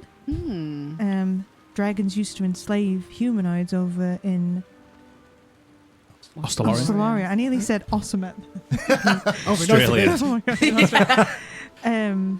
And when they wrote a treaty to stop the slavery, it was red dragons, well, a few dragons, but red dragons in particular, that did not want that treaty to be signed. Oh, that's fucking terrible news, isn't it? Yeah. Oh, that's actually, I think, the worst thing you could have said there. Yeah. Isn't it? He also said that big old dragons are incredibly powerful. Good. Good. Good. Well, what the fuck do you think it wants with Theo? Or do you think it was just because Theo was the one to touch the thing? Curiosity killed the cat. You told me that the very first day we met. The first thing you said about him. And how astute you were. Mhm. But alright, but Adam's He's fine. good. He sounded good. Good. Uriel's fine. Good. Didn't speak to him, but he said hi. Good. You think they're going to be separated? You want to be separated? Well, as another person with two voices inside one head, I imagine it would be nice to have a body to your own. Uriel will know what it's like, but Adam won't know any different. See, Adam doesn't know any different, does he? That's all he's known. It's hard to say what he'd prefer. Yeah. I don't know. I liken it to maybe having a sibling or something, and obviously only child. So only child energy. I don't think it's Uriel's fate to stay. No, I guess not. I guess not.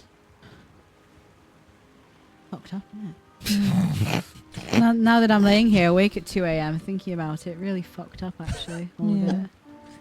Crazy Yeah. that she knows what time it is. Really strange. Yeah, Well, thanks for telling me. Let me know Alright. if he says anything else. I will do. Like, tell me actually, like, as he's talking so I can say hi. Yeah, sorry, I didn't think to wake you up. It's alright. I thought you might have heard me muttering, but I'm used to that. You do that all the time. You mutter in your sleep. Oh, really? Yeah, it's What do I like some say? weird chants. I don't know. You're not speaking in. hey, you think maybe it might be important for the... Sometimes I wake up and you're just on the ceiling chanting. Oh, shit. Yeah. You know, The room's floating. he said he was going to look into therapy. I think maybe... For me, I think maybe... I think that'd be great. Oh, shit. I think that'd be good for you. I'll message him back. So I think that would be good for you, yeah. I think you'd really benefit from some CBT. Some cock and ball Silence doesn't torture. need CBT. All right. All right, thank you. Yeah, keep me updated. No. Okay, and the last thing is Theo. As it Adam is, messages you. are you controlled by a red dragon? As you're going to bed, going to sleep, and the candles are getting turned out, and outside is just nighttime and no outside source of light apart from the moon. As you blow out your candle, you see ever so faintly, within these tiny pieces of glass, there is just a gentle, extremely faint glow. Colour? Blue? Mana blue? It's like an arcane blue, yeah. Okay. Only under the moonlight. Not under the moonlight, Oh. just Just when when because it's dark. just when it got so Oh, dark okay. that you could see it. Okay. I do actually have one small thing that I want to do that I wanted to do last time, but I forgot, and their conversation just reminded me of it. Okay. Because last time when I scried on Adam, there was a bump upstairs, Mhm. wasn't there? Yes. Mm. And I've been thinking about that ever bump? since. I don't know. Like a noise. It's a noise Oh. upstairs. Described on Adam, and Adam was reading his Bump dragon in books. the And when he put his dragon, night. when he was just about to be finishing his dragon books, he heard a bump upstairs, and he like sort of like looked up and looked at the door, and then just as if like he'd heard it before, maybe. Hmm. Yeah, I that's piqued my curiosity. Curiosity. All right, Mike Tyson. Princess. Princess. I am getting so much of your hair in my toes. Me. Oh my god. Someone's long hair and it's Well, maybe you long should have hair. your fucking grippers out. How about that? Yeah. How about that? Put the fucking Yeah, grippers true. away. Put the dogs away. What's the dog doing? So with scrying, you can also scry on like a location rather than a person, and just based on kind of like where that noise seemed to come from, it was upstairs. Would I be able to tell what room of the house that might be? Like, would it be my lab? 'Cause that was No. upstairs. No. No, it's not your lab. Okay. Would I be able to tell what room it The would be? teleport room. It's not the teleport room. It's one of the rooms that you haven't really done anything with yet. Okay. It's like an open space that you sort of just put some furniture in and left and haven't really been in. I want to head over to like the desk. I'm gonna face away. I'm gonna wait till like Ranga's like dozing or sleeping or whatever. Sure. Honk shooing. Shooing. I head over to the desk. I'm gonna grab my Dragon Ball. Z? I'm gonna face away and I'm gonna scry on just that area, that space, just to see if there's anything Bumping in the night. fucking full of dragons. Just fucking 6 dragons in there. All having a fucking meeting. Playing cards? Who should we kill next? You scry, and as you do, and your vision appears within that room. Make me a perception check. I'm going to use a lucky. Have you done your portents for the day? I have, but it was a 16 and a 14. Yeah. 14 would still fail your scry. Oh no, that's He's not. just making a perception check. Yes, sorry, Yeah. sorry, yes. We're not scrying on somebody, we're just scrying on a location. Natural 20! Okay, natural 20. 25. That's nice, isn't it? Yippee. Woohoo.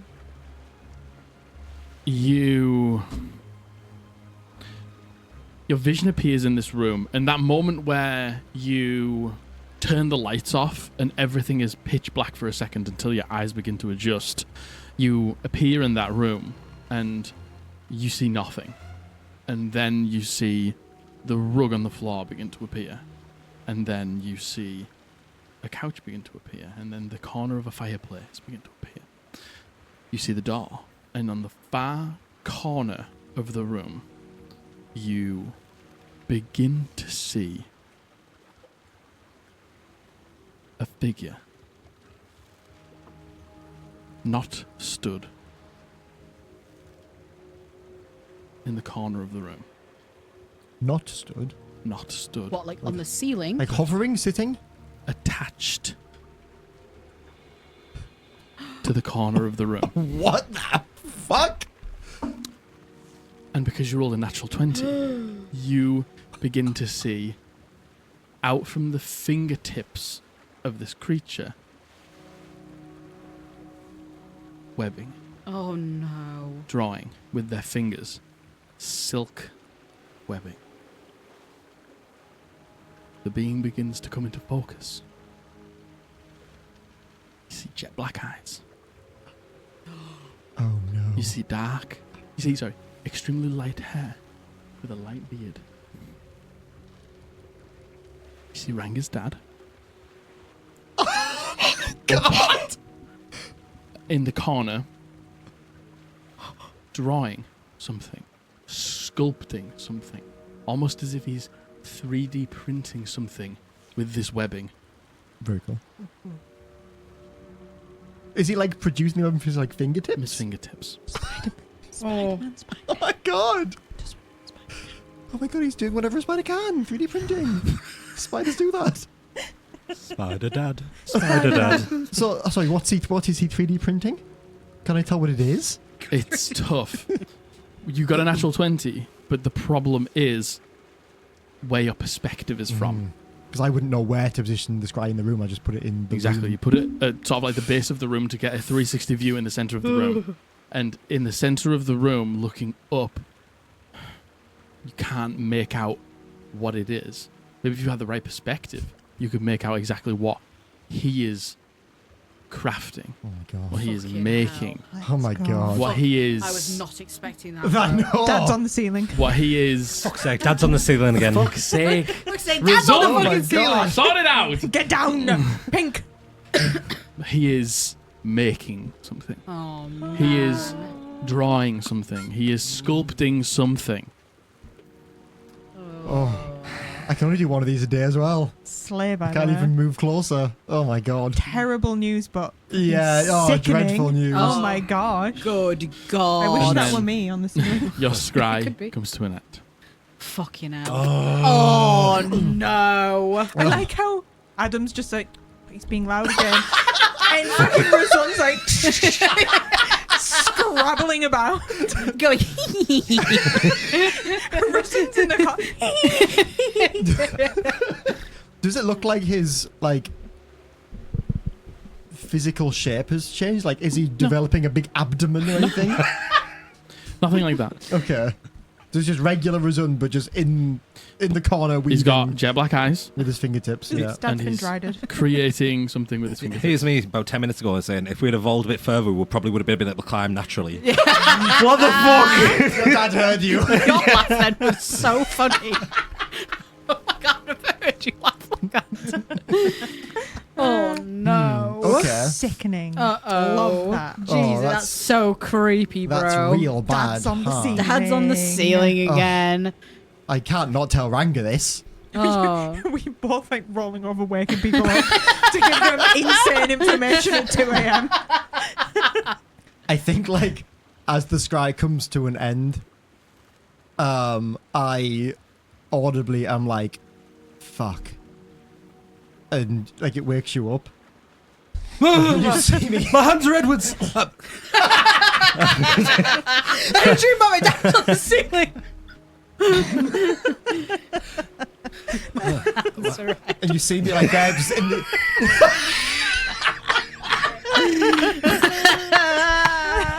Oh, good God. Jesus. Oh, my hands are Edwards.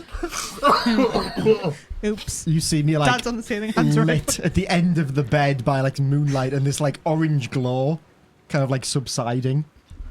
Why are you still awake? It's like 2 a.m. Exactly, actually. This is at identical times. I turn around, and you can see, like, all down my face is like blood, like I've been crying Oh, no. tears of blood, and all around my eyes is like charred, burnt flesh.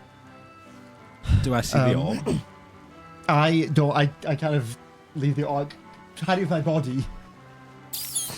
Maybe a perception check. Maybe a sleight of hand check. Oh, that's gonna go well. Because it's fucking hell. not very small. It's actually quite large. Jesus That's Christ. the most cock thing I've ever seen in my life. Natural 20. Perfect. Well, I rolled bro. a 2 again. Perfect. I have a sleep in my eyes. That's why. Me hiding my big dragon ball. Yee, my What Dragon the Ball. What Yee. did you do? It kind of like subsides as your eyes kind of gain into focus. I have some bad news for you, maybe. Might be fine. Could be good, actually. Could be normal. I mean, Well, it's never good news, is it? More surgery. your dad. I didn't explicitly scry on your dad. I just looked at Adam yesterday and heard this noise upstairs and thought it was curious. And I scried in that room and your dad was... He was what? You didn't. If this is something I really don't want to know. If you saw my dad doing, like, Oh, your dad was fucking. Have you ever heard the word gooning? It's so loud, bro. Your dad's been playing Marvel Rivals, sadly. He was kind of in the corner of the ceiling. oh, what? Wait. the corner of the corner of the ceiling? Yeah, like, What do you mean in the corner of the ceiling? I mean, like you would find a spider in the corner of your ceiling, and he was Why? producing webbing with his fingers. You're fucking banned. You're dreadful, you two. Sorry. Trying to have a serious Talking about conversation. gooning. Sorry. He was just producing this sticky white substance, and he was sculpting with it. Yeah, my little. What did you say? What did she say? My Little Pony.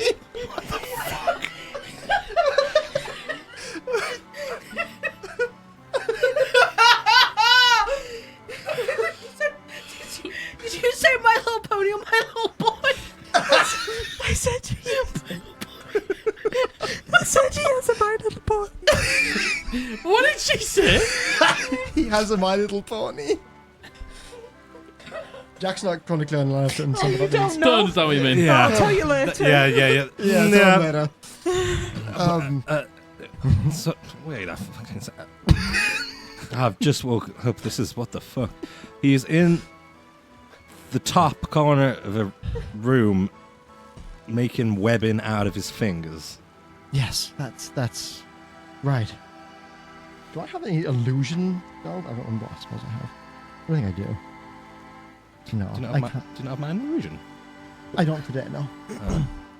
What? Did Yeah, he look normal? Did it look No. like him? fully black eyes. Oh shit. He.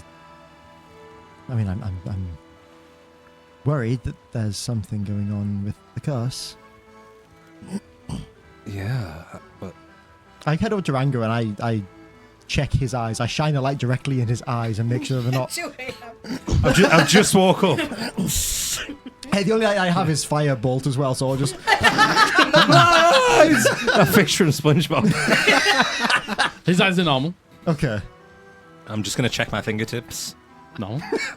Sticky white you. That one might have been me. That was me. Well, shit. I mean, did you see what was he just in the corner, just chilling? No, he was making something. He was sculpting, creating, 3D printing something. Did you see what it was? Couldn't get a good look. It was dark in there. And I hadn't positioned the scribe very well because I didn't know what I was going to see. What's in that room? It's just a storage room. It's some pieces of furniture, and we haven't really used it for anything. Like it wasn't like the room that we'd given him to stay in, was No. it? It's just a random room. Just a random room. How big was it? Like the actual thing he was sculpting, was it like as big as like the roof, or It was quite excessive Oh, at this okay. point. There's quite a lot of it. Maybe it seemed a little unfinished still. Methinks it's the city. Hmm. I was also. Well, as far as we were aware, her hold on him was gone, but I guess there was something a little bit left. Yeah. I mean, there's nothing we can do from here. I can ask Adam to keep an eye on him.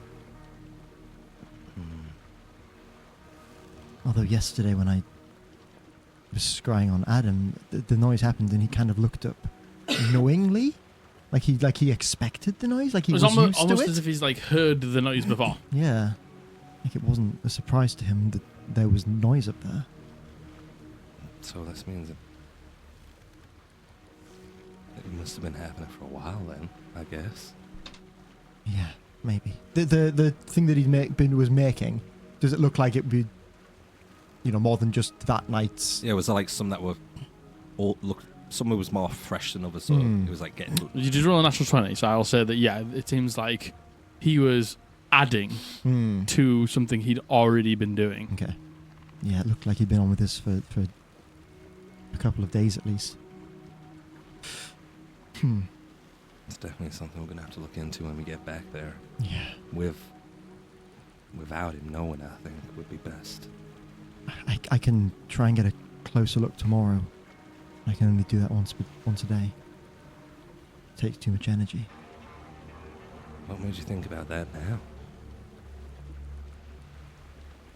Well, we were just talking about Adam, and then I was thinking about yesterday.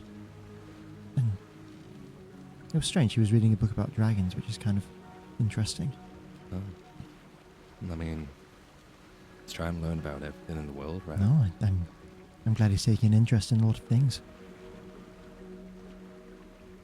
I'm guessing he's probably learned quite a lot since we've been gone, right? I smile proudly. I hope so. Oh man, I don't know if I'm gonna be able to sleep tonight now.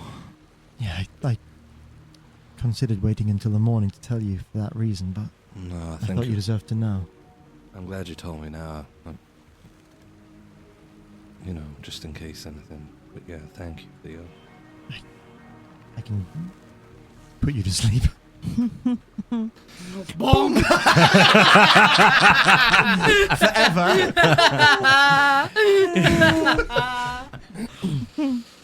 It's gonna You euthanize. Hey, I'll stop him turning into a weird spider monster. It sounds Lenore. Come say your last goodbye.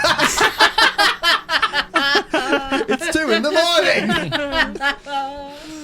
Oh, fucking hell. I Okay. think I'll sit up for a little bit and I'll go back to sleep in a sec.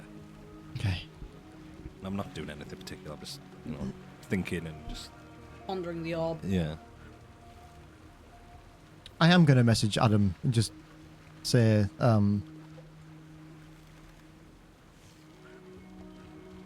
I saw the room upstairs. What's that called? Resume. Razun is acting strange. Do you know what's going on? Can you keep an eye on him? Love you. Adam messages back saying,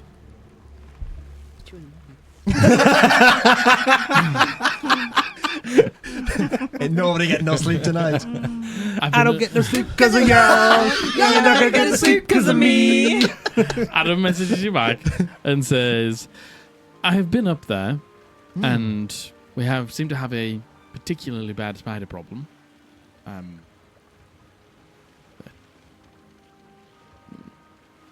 I don't see anything else going on in there. Okay. Strange. Love you. Oh, never mind. Oh.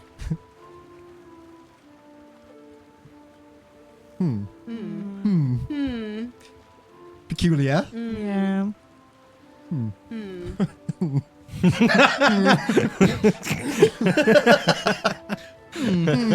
There's a group So- of Minecraft villagers here. And then I got to sleep. You all go to sleep. You all wake up in the morning to a nice sunny day. It's actually quite warm. As you head up to the top deck, you see Same again. you see Adrian is sort of in the middle of the deck. The ship seems to have stopped. The sails seem to be up, and he seems to be walking to one end of the boat to the other end of the boat with the compass out. And he's like turning around. And he looks up and he says, Hi. I think we've arrived. Oh. And he shows you the compass, and you can see as he walks towards you, the needle turns around, and he walks back. Holy shit. Oh, fuck. And that's where we'll take a break. Ooh! We'll see you guys after the art. Bye.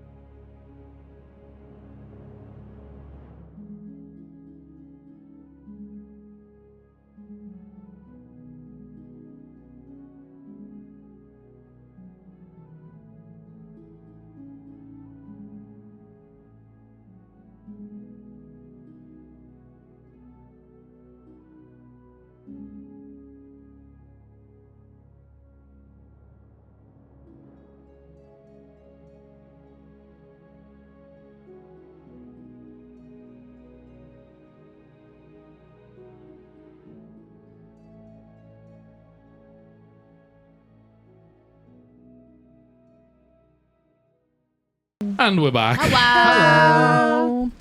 Yeah, Josh? You want to say something? He did ask if we were You got something ready. to say? Go on, spit it Yeah. out, kid. Let's go. Oh no, Don't. we're back. Don't fucking threaten him with a good time. Right. You wake up in the morning, you all come topside, nice, beautiful, sunny day. You hear some of the seagulls cawing in the sky. The water Piss off! the water's lapping against the boat. And you see Adrian pacing backwards and forwards, and he looks up and he looks at you, and he says, I think we've arrived. She's just gonna hug him. You walk over to him and he's ready. He hugs you back, and then you also feel a towering figure walk over and join in the hug as you hear Dex say, I just wanted to be part of the hug. You're more than welcome to be part of the hug, Dex. Cutie. I know you like your cuddles. As he's towering over those big long legs and that tiny little squat body and I the long pat arms. him. It sounds like this. We're getting Foley in Nice now. Foley. We're getting Foley in now. Let's Don't go. say I don't do nothing for you. Okay. So, Theo needs to do his thing, doesn't he? Yeah. I'd say we could drop anchor, but I guess it would give us a good idea of how far down it goes. I mean, if anything, it's just easier to hold on to and pull yourself down than doing the actual swimming. That's a good point. Yeah, it's a good point. Okay. That is a good point.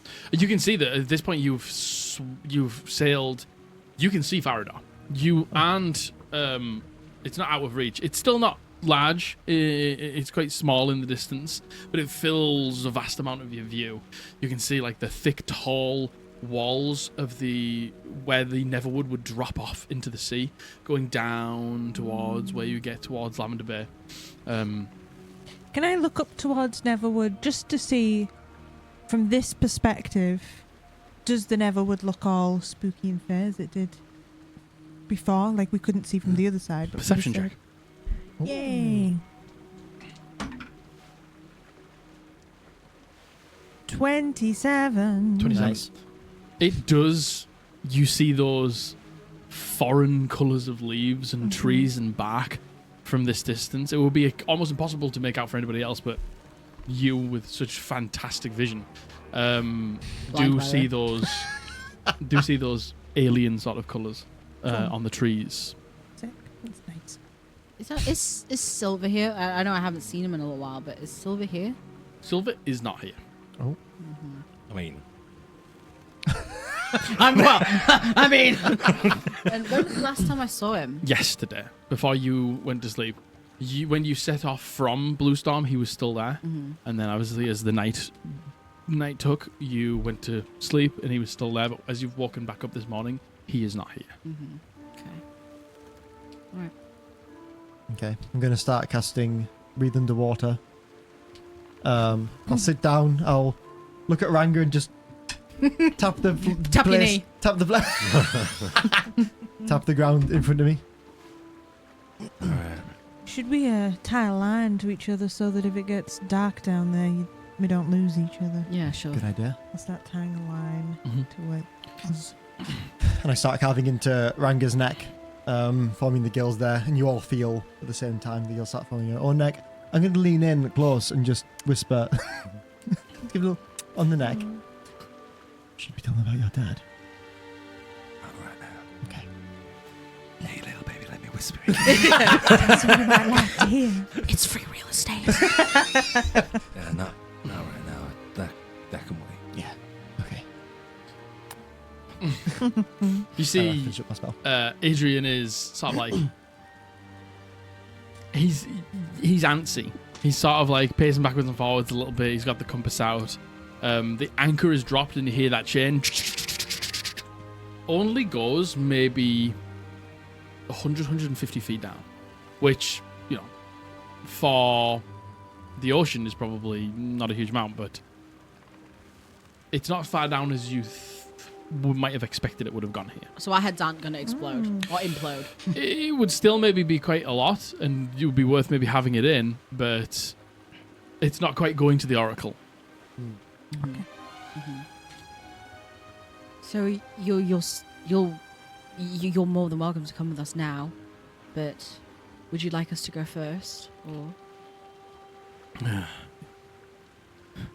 mean, I think I would really like it if I could come down and be there. Yeah, of course. Oh, especially if there's going to be this sort of agreement or whatever it is. Yes, of course. Because if there's any way that they can help us get the Silver Seekers up and running, so we can help people who've been in a similar situation to us. Adrian. He's just yapping. Yeah. He's just like nervous and he's just yapping. I think Lenore's actually the opposite. I think Lenore's disassociating a little bit. So you got the two ends of the spectrum. Okay. Yeah. You go in the middle. Let me tie you in, just so you're protected on either side. Okay. Is like Dex or Echo or Aaron or anyone coming, or? They know that they probably should man the ship. Ynni is still here as well, so you can protect them. Yeah. Doesn't know a huge amount about sailing, but Sorry, I was looking at spells. Who's come with us? Adrian. Just Adrian's come with us. Just Adrian. Okay. Oh, yeah. He make sure he has gills as well. Anyone who says they come with us, I'll make sure has gills as well. Okay. All right. Well, I'm ready when you lot are. Yeah. Yeah. I've switched my cantrips around, so I'm gonna from my lamp, almost like a lava lamp, like lumps of flesh just kind of like bubble up and blob off and make some dancing lights. Yay! And I give each person a blob of my flesh to carry. It's glowing. Yeah. A glowing blob of As you hand me it, I'm gonna like touch my belt and cast a light on it and go, I'm good. I'm good on the blob of flesh. Lenore takes it like this. Thanks. Can I say that I took from Blue Storm Archipelago, I picked like a flower or something and I've pressed it. Yeah. I'm going to give it to Erin and I'm going to say, wish us luck. Erin takes it from you. Good luck. I'm going to tell Aeon. No worries. I'm going to cast False Life on myself. I'll do a mage armor as well. Why not? Did you see me instantly go? Yeah. What about you, wizard boy? Wouldn't you like to know, wizard boy? Never remembering to do it. In this like quiet moment as everyone's sort of preparing each thing and tying themselves together and preparing, Adrian comes over to you, walks over to you and he's like, Theo. Yes. You okay? Yeah. Oh, well, yeah. No, yeah. But I am, yeah. You sound nervous. Yeah, I am. Yeah. That I just like... Yeah. Yes. It'll... Don't overthink about it. I'm doing that right now. I know you are. Tell, yeah. Your instinct will be to hold your breath when you get in the water, as it should be. As it should be, and as you should maintain that instinct for when you don't have them. But your biology will take over. You won't drown. It's easier if you just let the water get in naturally, Yeah. instead of one big gulp. He just like shudders at the thought. Okay, all right, yeah. You get used to it. You can trust Theo. He ain't done wrong by us yet. Okay. Who's going to be at the front? Does Adrian have any trinkets on him? I mean, he's Just like anything he's wearing on his belt. yeah. On his, He's got stuff in his yeah. belt. I just touch thing. I'm going to use the light cantrip as well, just so he has some light. Just. He so you just doesn't. don't- He doesn't want to touch it. I mean, it's just light. It's just a illumination. Like- It's going to be dark. It's not going to be hot. Don't worry. Oh, Adrian, you've Phil. seen magic before. It's very basic magic. It's not Long going as to I hurt you. It's going to be dark down there. Light doesn't penetrate water very well, but we'll hopefully be able to see you and each other a lot better with everyone has lights. I'm just thinking, wouldn't it not be best to light up the entire ropes that are connecting us all? Yeah. Yeah, That- fuck it. I guess that would work. Don't see why not. Who's going to be at the front? Not me. I think I'll be at the back. Not the squishy wizard, please. I'll be in the middle I mean, somewhere. I guess so, but I don't know how to navigate under you. That's right. Right. But I'll do my light cantrip. So we'll do it on the rope, and because I can see in the dark. So can I. I can see in the dark. So I guess I I'll can't see in the dark. Well, you all have light. Yeah. yeah. I guess So- I'll go at the front. I'll, Okay. I'll I'll go. give you a bit extra light. Yeah. I'll go with Ranga. Okay, you go second. Yeah. Adrian's third. I'll go last. Theo's fourth, and you are fifth. Okay. You know that the navigating this is simply you think you're at the right point because of the compass. You simply need to descend. Mm-hmm. Okay. So Are we going down with the anchor? Did we say? Oh, I think the anchor's gone, hasn't it? we've dropped the anchor. Okay. But no, but the rope Follow is the rope. the chain Yes. is there if you want to follow Okay. the chain. Yeah. You want to pull the chain down. Yeah. Did we figure out how deep it was? About 100 to 150 feet. Oh, okay. Don't worry, Right. your head won't explode at that depth. Good. Okay. Okay. Implode actually. Implode, princess. Ranga, you are the first over. The water is cool. Just the temperature of the day. Smokes weed.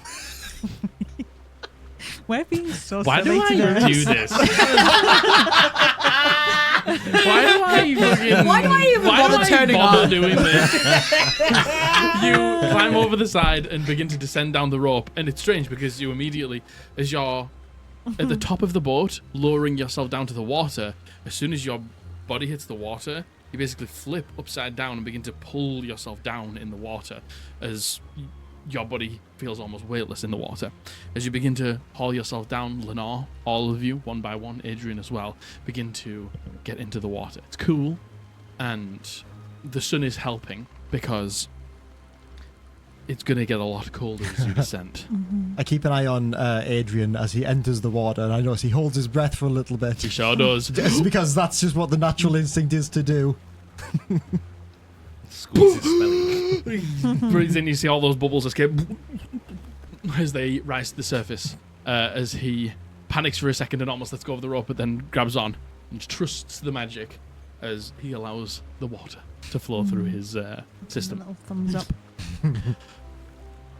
You begin to descend, and it is extremely quickly that the water above you begins to turn from this beautiful light blue to this dark blue to this deep blue until the surface is out of sight. And Ranga, you are first, and you are grabbing hand over hand on a chain that is turning ice cold. As in front of you is nothing but Spooky. pitch black Oh God. Hopefully. Spooky. as you descend. It's slow going as you are wading through water, pulling yourself further and further down. I'm going to need constitution saving throws from everybody, including Adrian, as the freezing cold temperature becomes quite intense. 9. Nice. 12. Also 9.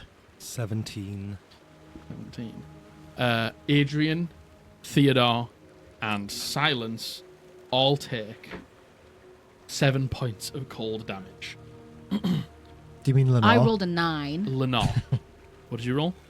12. You are okay. You, and Adrian. You How can- much? 12 points of cold You damage. can check if you're resistant to Sorry, cold no, today. no. 7 points I of cold thought you damage. said 7. Right. 7 points of cold damage. I will check if I'm resistant to it today. Great. double check if you're resistant to it fucking today. point. 5 and 5. Oh, I'm going to choose cold. That's a good shout. Oh, look at you. What else are you going to choose? I'll choose cold. I'll choose lightning just in case. That's probably a good shout. Good shout. Just in Yeah. case. Hey, it's Look always at you. Oh, look at you. I would not have It's a remembered good job that. Josh is here, It isn't is a fucking good job. It's You're a good so job. Right. It's a good job Josh is here, isn't it? So, you... So how many was that? 7. 7 Half points to of cold 4. damage to 3. Round it 3. down. 3. So I still have my false life, but I can just recast it. Sure can. I'm going to recast it. Boom. You recast it. Ranga. As you are descending into nothingness, You can't even see the chain in front of you at this point. You look back. You can't even see the person who's behind you. You know that Lenore is there, but because you can feel the movement on the chain, you can feel the reverberation on the chain, but you can't see anything. All you can see is like these little bits of light that are breaking through this darkness. I need all of you to roll me wisdom saving throws. Oh, God.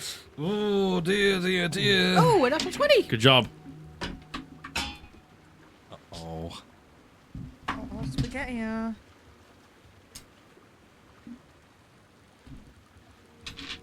13. 14. Okay. Big 6. Natural 20. Natural 20. Okay. Can I use? No, No. Okay. not on saving throws. It's at this moment, Silence, where the chain is so cold that you begin to not be able to feel your hands. The air around you is freezing. You can't see anything. And it feels like even in this moment, your dark vision just fails you. The senses that you rely on as a hunter, as a marksman, as a ranger, just escape you. As there's just pitch black, freezing cold, and you are currently frightened. Oh, no. Oh, my God. Does that mean I'm not moving? You stop, stationary still, and the rest of the group begin to descend, not knowing that you're behind them. We're attached by a rope. The rope to you, Theo, stops. I'm very aware that speaking down here is difficult, so I'm going to cantrip message the person in the front. Adrian. Adrian. Hold. And I'm going to move my dancing lights up a little bit to see if I can see what the hold-up is. Turn around. What do they say?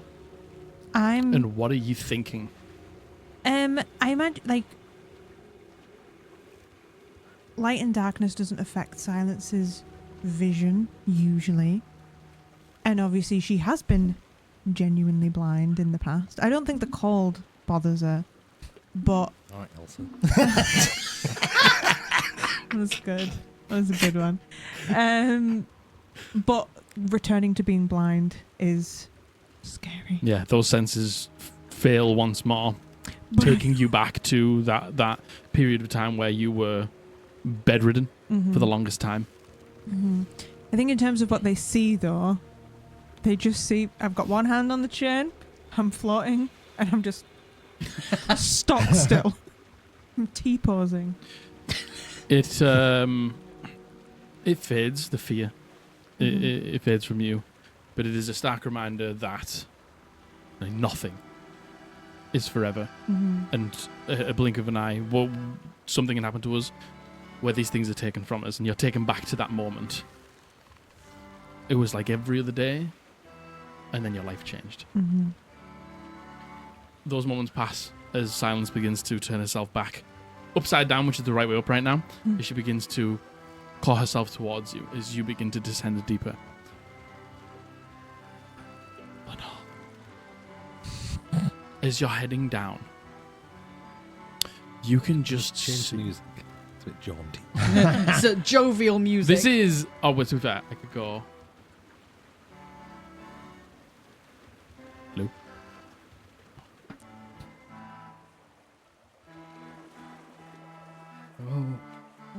Oh. As you descend, you can see off in the distance at various different points. You see these blue lights. You see the drowned souls of different sailors that have lost their lives over the years in countless shipwrecks, in fights, in dreadful storms that are just aimlessly wandering the depths of the ocean. I think at this point, and especially after the conversation that Silence had with her last night, she's really trying to, especially when they're not appearing as, their physical forms and like scary to her. I think she's trying to rewire how she thinks about them. And if any of them come close, I actually think Lenore would put her hand out to one of them to see if they see her or if they would even come close. In this moment where the group has stalled momentarily for Silence, you do begin to look out and you do begin to see off in the distance just these faint blue glows. And as you turn, you see one that has made its way up to you. And it's face to face. And you can see in the core of the chest, you see that blue light. And around it, this incorporeal sort of figure of a humanoid. You can see the soaking, drenched, long, wet hair, the tattered clothing, the jaw is sort of like unhinged on one side. There's a few of the teeth are missing, just empty sockets where the eyes used to be, as it's just floating, maybe a foot from your face.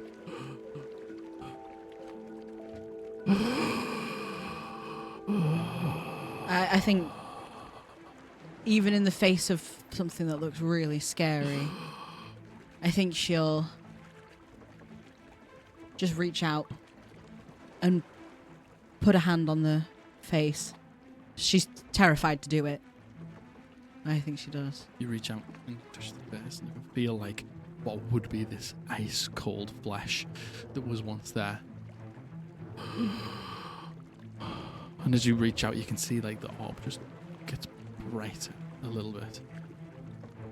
She can't talk, but I think she'll just... You hear that vacuumous sound as the light of the soul dims.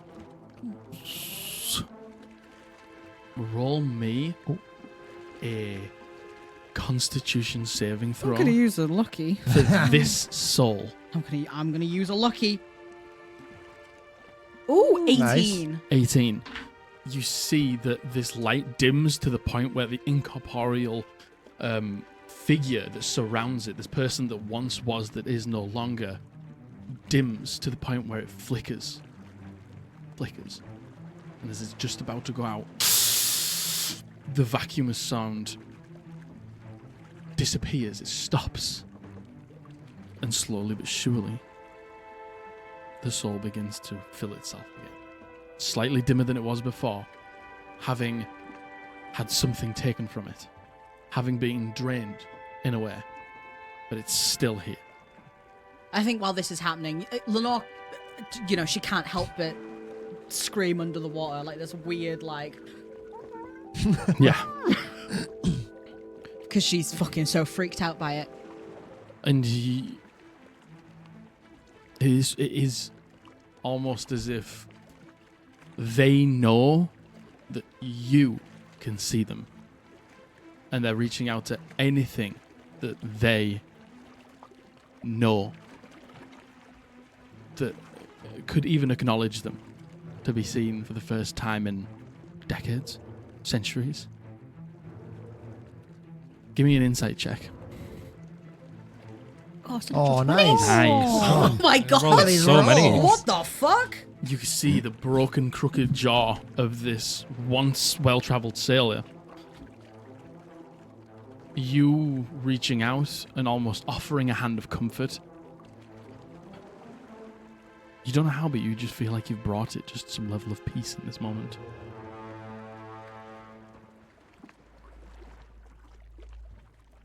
I think she'll... she doesn't know if they can see her soul or not. She doesn't even really know if she has a soul. But she'll, The silence begins to right itself. The group begins to descend once again. And this thing just watches you go. Down, down, deeper into the darkness. Ranga, give me a perception check. We should just all grabbed a cannonball and just... That would have been smart, wouldn't it? Oh,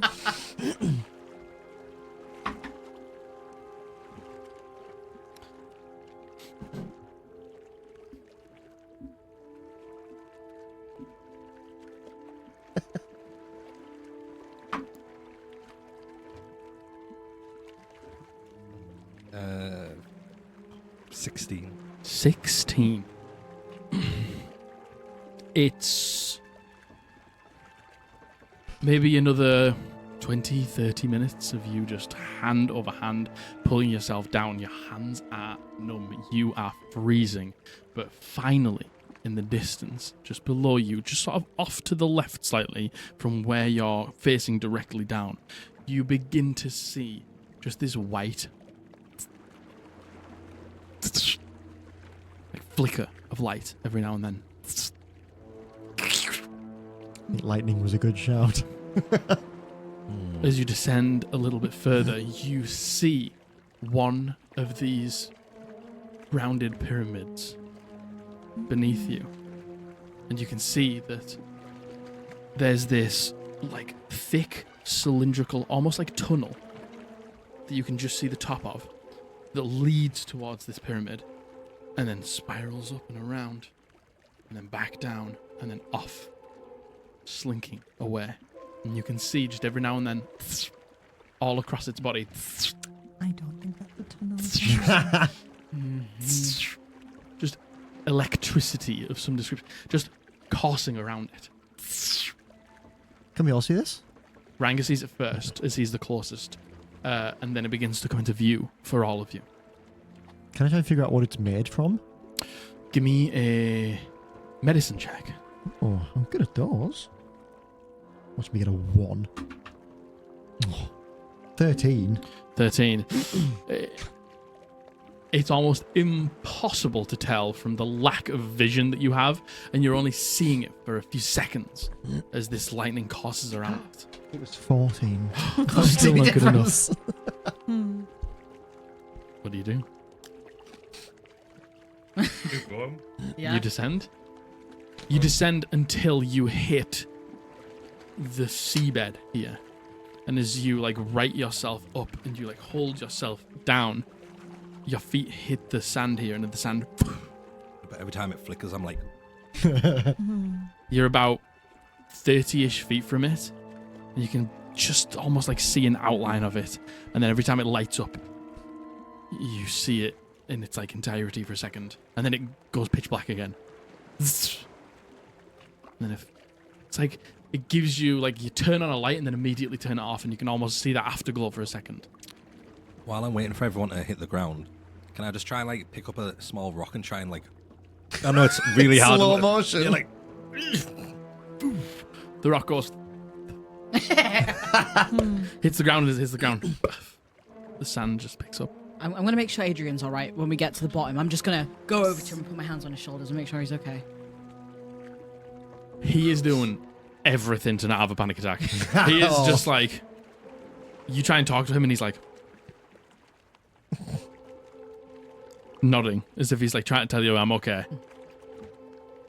I think while I'm back there, Silence probably has no fucking idea what the fuck I mean, but I'm gonna go to Silence like after the conversation last night, after what I saw, and just I don't know, I'll just kind of put my hand on your shoulder and give you kind of like a knowing. Just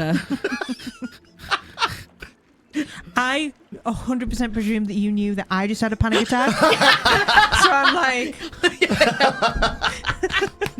peace and love, peace and love. When we get to the bottom, I'm going to send a message to you, because I know you're the one who saw these before. Is that what you saw before? yeah. The thing winding around it weren't quite so winding around the one that I saw before. Can I see any movement from the tunnel? Like, if it looks like a big slinky snake snaking across the ocean floor? Yeah, give me a perception check. Big slinky snake. Oh. 18. 18. Shit. For me. It's still okay. The moments that it lights up, you can see that it almost has two colours. The top side of it has this sort of deep, dark blue greyish colour, and the underside of it is almost like pale, like a off whitish colour. Tickle, tickle, tickle. I'll You then die. carry on from the message that you just sent, and I'll say, it's a two-tone. There's two colours to that thing.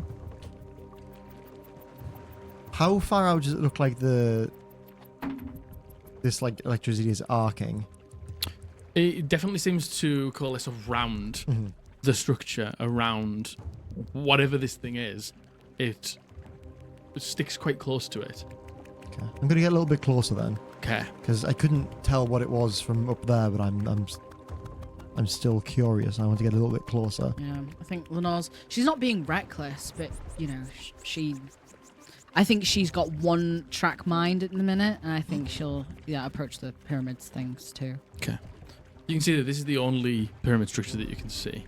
But this trail, either side, coming to it and leading from it, extend off. You can see the electricity travels down it for miles, and then disappears off out of sight, both directions. You head close to it, and even though you're underwater, in fact, being underwater probably makes it worse. As you get close to it, you can feel, Lenore, bits of your hair begin to attract towards it. The hairs on your arm begin to stand up. Feels like your clothes are almost like leading towards it. It is so charged that if something was to happen here, you'd all be dead in a second. So glad I'm wearing all metal. Yeah. Poor Adrian's fur. is- Adrian's like, can't even see. Aw. I'm gonna move all of the dancing lights just to a point like in front of us to try and just illuminate it. Does it look scaly? Does it? You send all does it- these globs of light towards it and light it up, and as you do, you can see that it does look like covered in scales. But each Uh-oh. scale is maybe like a foot long and a foot wide. Whatever this thing is, gargantuan couldn't even possibly describe it. I'll say to Lenore, who stood next to me, I assume you came closer, right? Yeah. I'll send her the message. It's scaled. Pyramid. All of it. Look at this section in front of us. God, I don't think Lenore would be putting two and two together here at all, even based on the stories that like our parents told us. Maybe a dragon? She's not fully concentrating on anything other than being, one tracked here. It's some sort of creature for sure. You don't think this is what the oracle meant? I think that's exactly what she meant. Spanning the world. Look at how far it goes. Well, if this is what she was referring to, then God, we have to trust her. But I mean, from this distance, can we tell it's not necessarily a pyramid, but like a coil, It's like a coil. pile? Yeah. Do you think he's within that coil? Lenore. It's like you've felt silver near you. But you know what it's like to be near silver. You know what it's like to be near some would call your soulmate. And when that leaves, there's a emptiness within you. Like a piece of you is missing. Like a pit at the bottom of your stomach that sort of never leaves. And you don't know what it is. You can't see anything. You can't make anything out. But just for a second, it feels like that pit lifts. You know he's within there. I don't think she even means to, but as she can feel this, and it's like that kind of that sensation that goes through like your whole body, I think she will shift into her like large form here, like her starry form. She doesn't even know she's doing it. It's just something that happens when she can feel that she's close to him. And like, even though his spirit isn't there, the fact that his physical being is there changes her physically too. And it's like, with each, like, as the light pulses from the electricity, like, you can see, like, with each one, she changes slightly until she's kind of that corporeal kind of starry form, and her hair's switched the colors. And I don't think she's going to say anything. I think she's just going to go straight. To it. She's not even going to think about it. You walk towards it, and you can all see, like, as you're throwing this stone ranger, as you're moving, as you're trying to incant the message spell, it's like moving through molasses. You're slow, you're cumbersome. You see as Lenore's body changes, and she grows, and you can see all of these tiny little cosmic souls within her being. The hair turns white, and the streak is now ginger. She just walks through as if she's on the surface, not even being slightly impeded. You reach out. Do you touch it? Yeah. As she touches it, you can see that this entire coil pyramid structure lights up, and that almost encases her for a second. Lightning coils round the arm, coils round the body, and you are frozen in place, stuck still. And you hear a voice.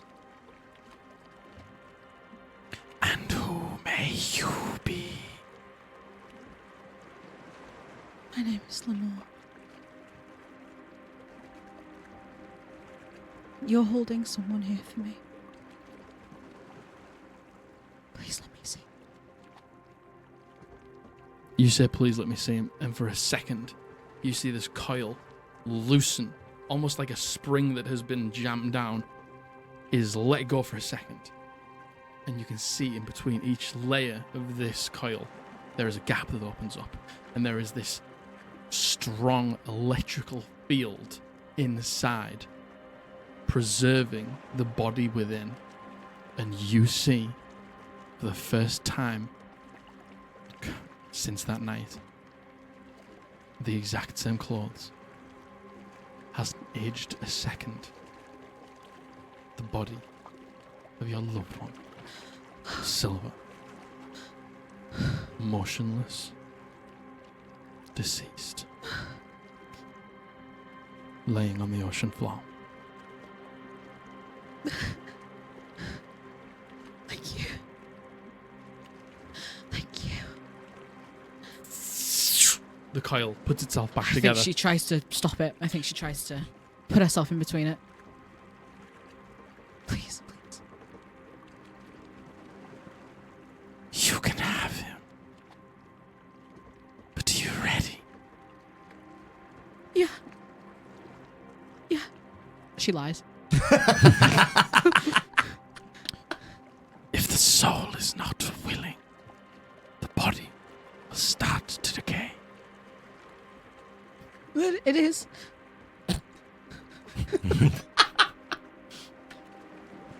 I don't know. Make me a deception check.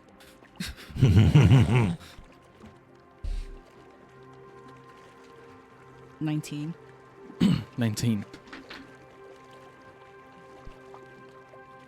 You hear it say, I'm not here to stop you.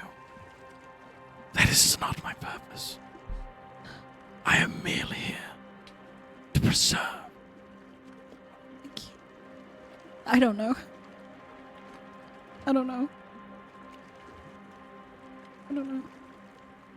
Could you tell me?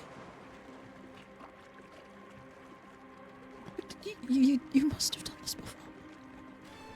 I cannot bring this soul back. The body is yours to do with what you will.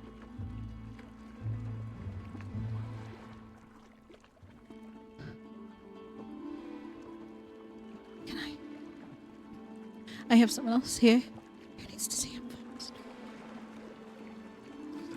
Did we see that happen? Yes.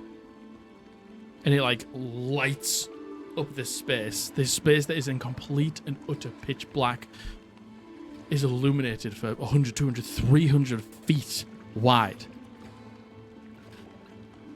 Adrian sort of is looking towards you. Yeah, I'm gonna turn and hold my hand out for Adrian specifically at this point. Adrian slowly moves and wades through the water until he gets close, and as he gets close, Take his hand, pull it. he takes a hand and you see the electricity acts onto him, and then he walks over and he puts his hand on, and as he does, the coil loosens again, and as it does, he sees inside, and you can see this brilliant white, beautiful light is cascading on both of your faces, and you look down and you see Silver there like he was the day you lost him, and you both look at each other. You see him begin to sob, begin to cry. He turns around and looks at you. Have I seen when it's sprung apart? Have I seen? I nod. I send him a message. I can preserve him. If that's what you choose. Adrian looks back to you. And then you hear the voice say, "So are you ready?" I think at that Lenore's, she doesn't know. She doesn't know. She has no idea. You feel Adrian grab onto you, and it's strange when you're in this electric force field that surrounds all of you. You can communicate freely, and Adrian says to you, "Theo reckons he's got it. We can take him now. Are you ready?" I thought I was. Now I'm here. It feels a little different. She's going to turn to Theo. You okay? What are you thinking? Talk to me. I don't know. Do you think we can take him? I can, just as this creature has kept him in this state, I can do the same. How? As long as we need. Just need to reapply every 10 days. Just plenty of time. Okay. Come too far to leave him here now. Yeah. He's been waiting long enough. Yeah. It's okay. Thank you. Yeah. Yes, please. Yes, please. You can have him. Just like somebody before you. I gave them a chance. And all they did with that chance was make the most selfless decision anyone could have made. I chose to do the same. Who are you? I have no name anymore. I have no purpose for a name. I am simply the serpent of the sea. Thank you. The Oracle told us about you. That you help the souls of people, the bodies of people who are lost. And for now, we need to take him and go.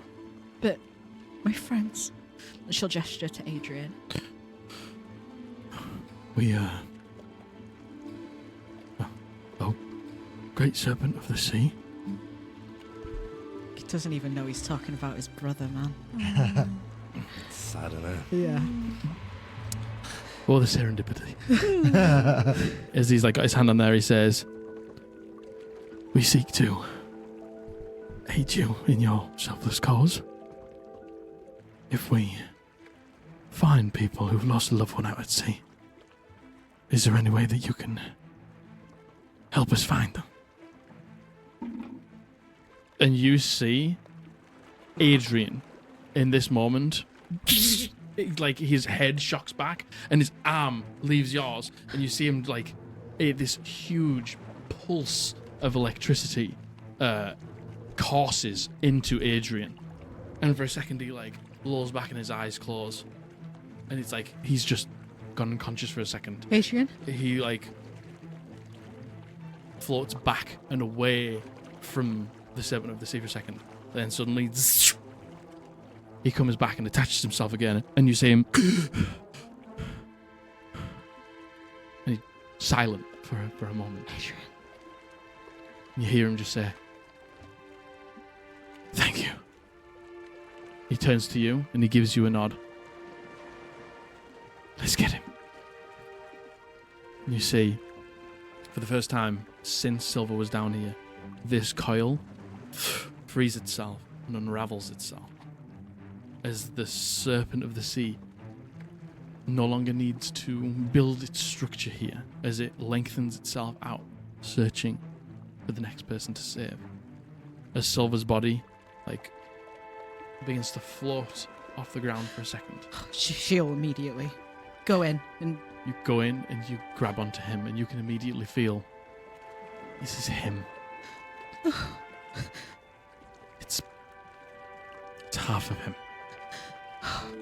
I think she'll just hold him, and she'll just sob. You've got the first piece that you need to bring Silver back.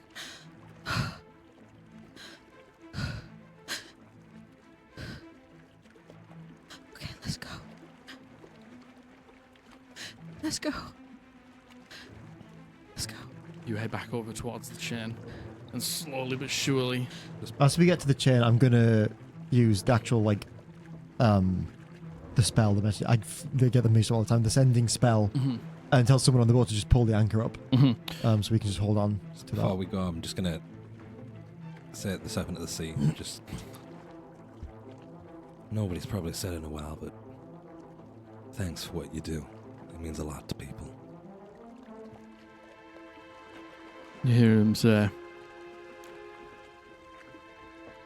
"Thank you. 'Tis a selfless act, but when you've seen the selfless things that people do, I couldn't help but want to be a part of it." Just because it's a selfless act doesn't mean it has to be a thankless one. Then we'll go. To touch yourself. As you all grab onto the chain, I'm going to hook myself onto the chain and I'm going to hold onto Lenore so she doesn't have to hold the chain. So that she can just hold on to Silver. you hold onto Silver as you send the message back up to the boat, as the crank of the anchor is beginning to be reeled in. All of you, as the sand beneath you is released, as you all begin to float back up out of the black into the dark, into the deep, into the blue. You are ascending back towards the boat, and you can see there. It's strange because it's probably one of the most devastating things that any one person can see is a loved one who is no longer there. But it's also one of the most positive, fulfilling, optimistic things that Lenore has been able to see in a long, long time is you got him back. And as you begin to get closer and closer and closer to the top, the anchor crests out of the water as you are all helped back onto the boat as you carry Silver up and over, and you can see the faces of the crew are just in shock and awe. They can't believe it. It's like it was a pipe dream. It's like it was like, we're going to try, but we know we're never going to succeed. But the fact we're trying is giving us hope. But he's here. As you all get onto the deck, you sort of lay him down there. As Adrian is sat down, like with his back against the side of the boat, just looking at Silver, maybe going over everything that's just happened to him. What do you do? I'm not approaching it. I'm back like preparing to cast the spell, but I'm gonna wait for them to have their time before I approach. Yeah. I think Lenore, she's laid him like out on the deck, and she's just like knelt with him, and she's like sorting his hair out, and I think she's a little bit in shock. She's still disassociating a little bit. She's not fully here or fully there, and I think she's still got her large form. She's still in this like strange state of being where she isn't exactly looking like herself right now, but she doesn't even realize it. She's sorting his hair out, and she's getting the driftborn over, and I don't think she really knows what she's doing right now. I think she's in a little bit of a, I don't know. I don't think she knows what she's feeling right now. You kneel down there next to him as you see off to the side Theo is preparing a spell ready for as soon as you seem ready to have him come over. And you see Adrian sort of gets on all fours and he begins to like crawl over towards you, and he sits down next to you and he takes your hand and he turns and he looks at you and he says, "Now you gotta go and find the rest of him. You promise?" I promise. I promise we did it. You did it. We did it. We've got it. See him just look down in disbelief, shaking his head. And you see him, he flicks open the compass. And as he flicks open the compass, you get a little reflection. And just for a second, you swear you can see in the glass of the compass the Oracle just there looking at you. And she just goes, Thank you. and you see the compass that is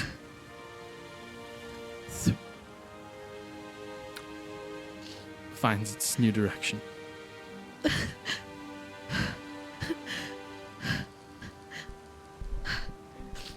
Theo. I approach. Let's put him somewhere comfortable, shall we? Okay. Well, I kind of lead to like the nicest bed that we have on the ship. I know one's with hammocks, but I think it's like a captain's bed or something like that. You Where we see can put him. all of the Driftborn come over and pick him up, almost like a king's carry. They gently ferry him towards the bed. As they lay him down there, you begin to cast your spell. I start by casting prestidigitation just to like dry him off, to like clean up any like sand that's all over him, like any dirt that's kind of accrued over time, like seaweed, just anything that's kind of just to make him look, you know, more comfortable and better and warm. And then I start casting my gentle repose. I'm going to do it a little bit differently than I did it with the eye, I think, because I thought of something new. I wanted to Go for it. How I want to theme this is I kind of the similar way I did the divination in the past, where I have these like knuckle bones and my cards, and I lay them out, and I envision the Oracle, and envision her tree, and envision this idea of all these different branches and these things that can happen. And I kind of place my hands onto Silver, and I channel this power over fate that seems to have manifested within me and my cards, and I lock in Silver's fate for the next 10 days is just to not decay. Like, and as I do so, I'm kind of muttering my words, Serenitas Natil. And his form starts to almost flicker, like almost staticky, just like this really subtle kind of like how I imagine a displacer beast is, where they just kind of like flicker just a little bit, like a poorly tuned TV. Yeah. This static appears over him. He feels like cold to the touch, and just occasionally, it's like when you rewind an old tape. And he just is locked in time for now, as his fate is paused for the next 10 days. Thank you.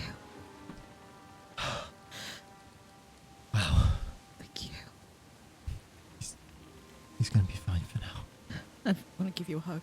I give you a hug. I'm kind of like tired from the casting of the spell, and I kind of lean into the hug and lean on you a little bit. It's going to be okay, you know. We're going to find the other half.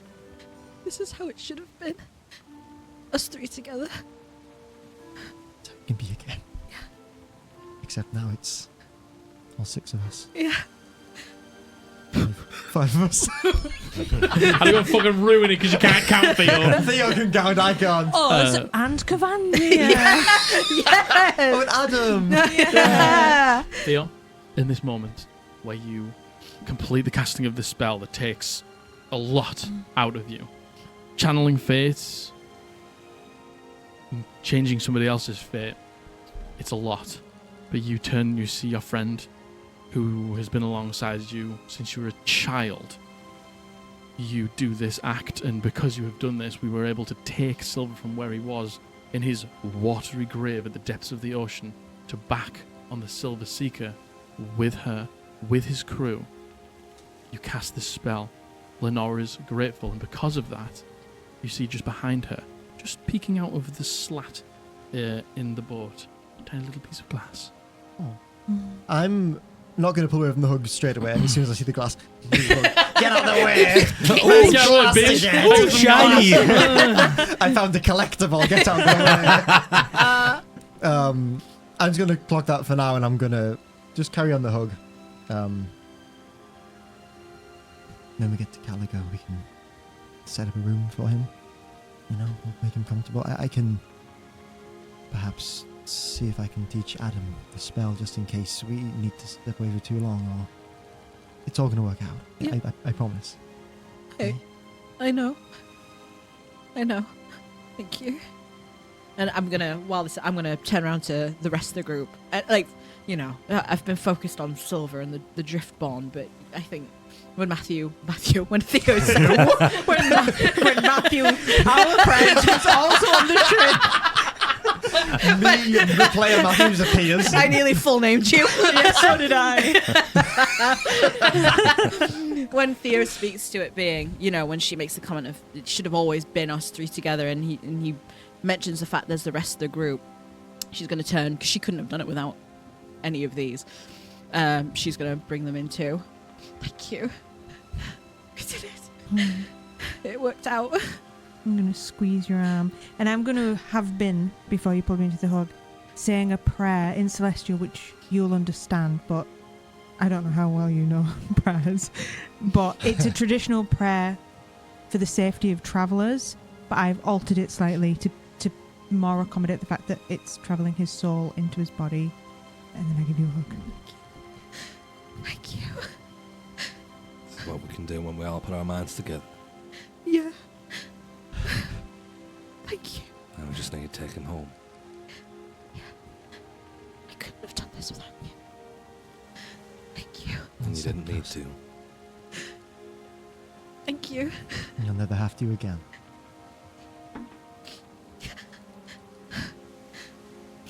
You see, as you turn around from just the hug with Theo, you get silence and you get Ranga in. And your back is towards where Silver is on the bed, and it's facing out of the captain's quarters onto the deck of the ship.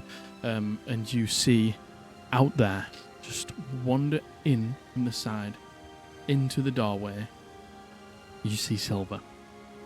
You see that incorporeal, shaded spirit of him. And he just looks to you, looks down at himself, and just gives you a smile and a nod. We're doing it. I found you. You see him walk up, and these guys don't even know, but he attaches himself onto the back of the group hug, and his face is just peeking through two shoulders and looking at yours, and he rests his forehead against yours. And that's where we'll end Oh, yay! for today. Hey, because I know I'll forget next session, I'm going to go and pick that glass up once the hug breaks. Tell you what, we'll start there next time. Perfect. Okay, I'll remind you. Thank you so much. Okay. Oh, golly gosh. Do you feel dehydrated? Yeah, a little bit. Can I say, completely off topic, your makeup has not cried off at all. No, thank you. That's crazy. Thank you. Thank you very That's much. a good place to end. A little bit shorter, but instead of us Goodness trying me. to pick up from this moment and continue on only for an hour and a half, we will end there for today. Golly gosh. Yeah. Holy Golly shit. gosh. Oh my god, we got the Yay. boy. Dead boyfriend, dead boyfriend, yay! Frozen in time, dead boyfriend, yay! Oh, goodness gracious me. When Jack picked me up, I was like, "Where are we going?" And he told me, I was like, "Oh, shit. yeah." I was like, "This is gonna be." It's gonna be a sad one. Man, and do you know what? The bringing Jormungandr into it when it was Avalo who asked Jormungandr to help him with Luella. And then that being the reason that he's doing this, and then his brother being there, but not knowing that that's what happened. Very nice. Oh man. That moment's a very, very, very, very, very, very convoluted moment for Not these convoluted. guys at the Yeah. table. Yeah. That Lots maybe that went into that for one. people who weren't on Patreon and didn't watch our recap of the last session of the last campaign, has got some extra meaning in there. Yeah. It really does. It really, really does. Must be fucking surreal for you. And it's not convoluted, it's beautiful. It is. It is Well, I'm beautiful. glad you think It's gourgeous storytelling, It's a Jack. nice- It is very It good is. So storytelling. thank you very much. Oh, Well done, Jack. well Oh, done. cheers, mate. Well done. Thank you. Happy birthday. Okay, guys. Anyway, My Little Pony cum jar, am I right? Thanks so much. Thanks so much to the sponsor of this episode, Tabletone. Make sure you go and check them out. Thanks so much, everyone, for watching. We're going to see you guys next Thursday. Bye. And once again, another huge thank you to our patrons and our YouTube members, and a huge shout out to our entity tiers. Hoops, Ariel, Tula, Runarian, Maddie, Luna, Teddysaurus, Caspian, J-Spot TX, Dallin M, Sleepy, Joe Dragonlord 2, Alistar, Lawkeeper Society, Ricky B, Catherine, Fauskin, Panda Queen Plays, Xylo Boy, Lucas Iapetus, Luna River, Crestomancy, Hairy Godfather, Rainanana, CJ Chantel 1313, Kaplan 1000, Pretend It's You Ace, Dana, Captain Hades, Slowby One, Amelia A, Rebecca K, Banoffee Spy, Tears of the Sun, BH, Crumley, Dink Twin, Light of Hearts, Nathan W, Timbo, The Nerdy Dreamer, Stephen R, Simple Gin. Danny Lee Phantom, Spiritual Rogue, Brit, M Rule the Board, Jordan SC, Dino Robot Lover, Drew Standpie. Thank you all so much for the support. You have no idea how much it helps. And if you too would like to become a patron or a channel member here on YouTube, click the link in the description or the join button down below.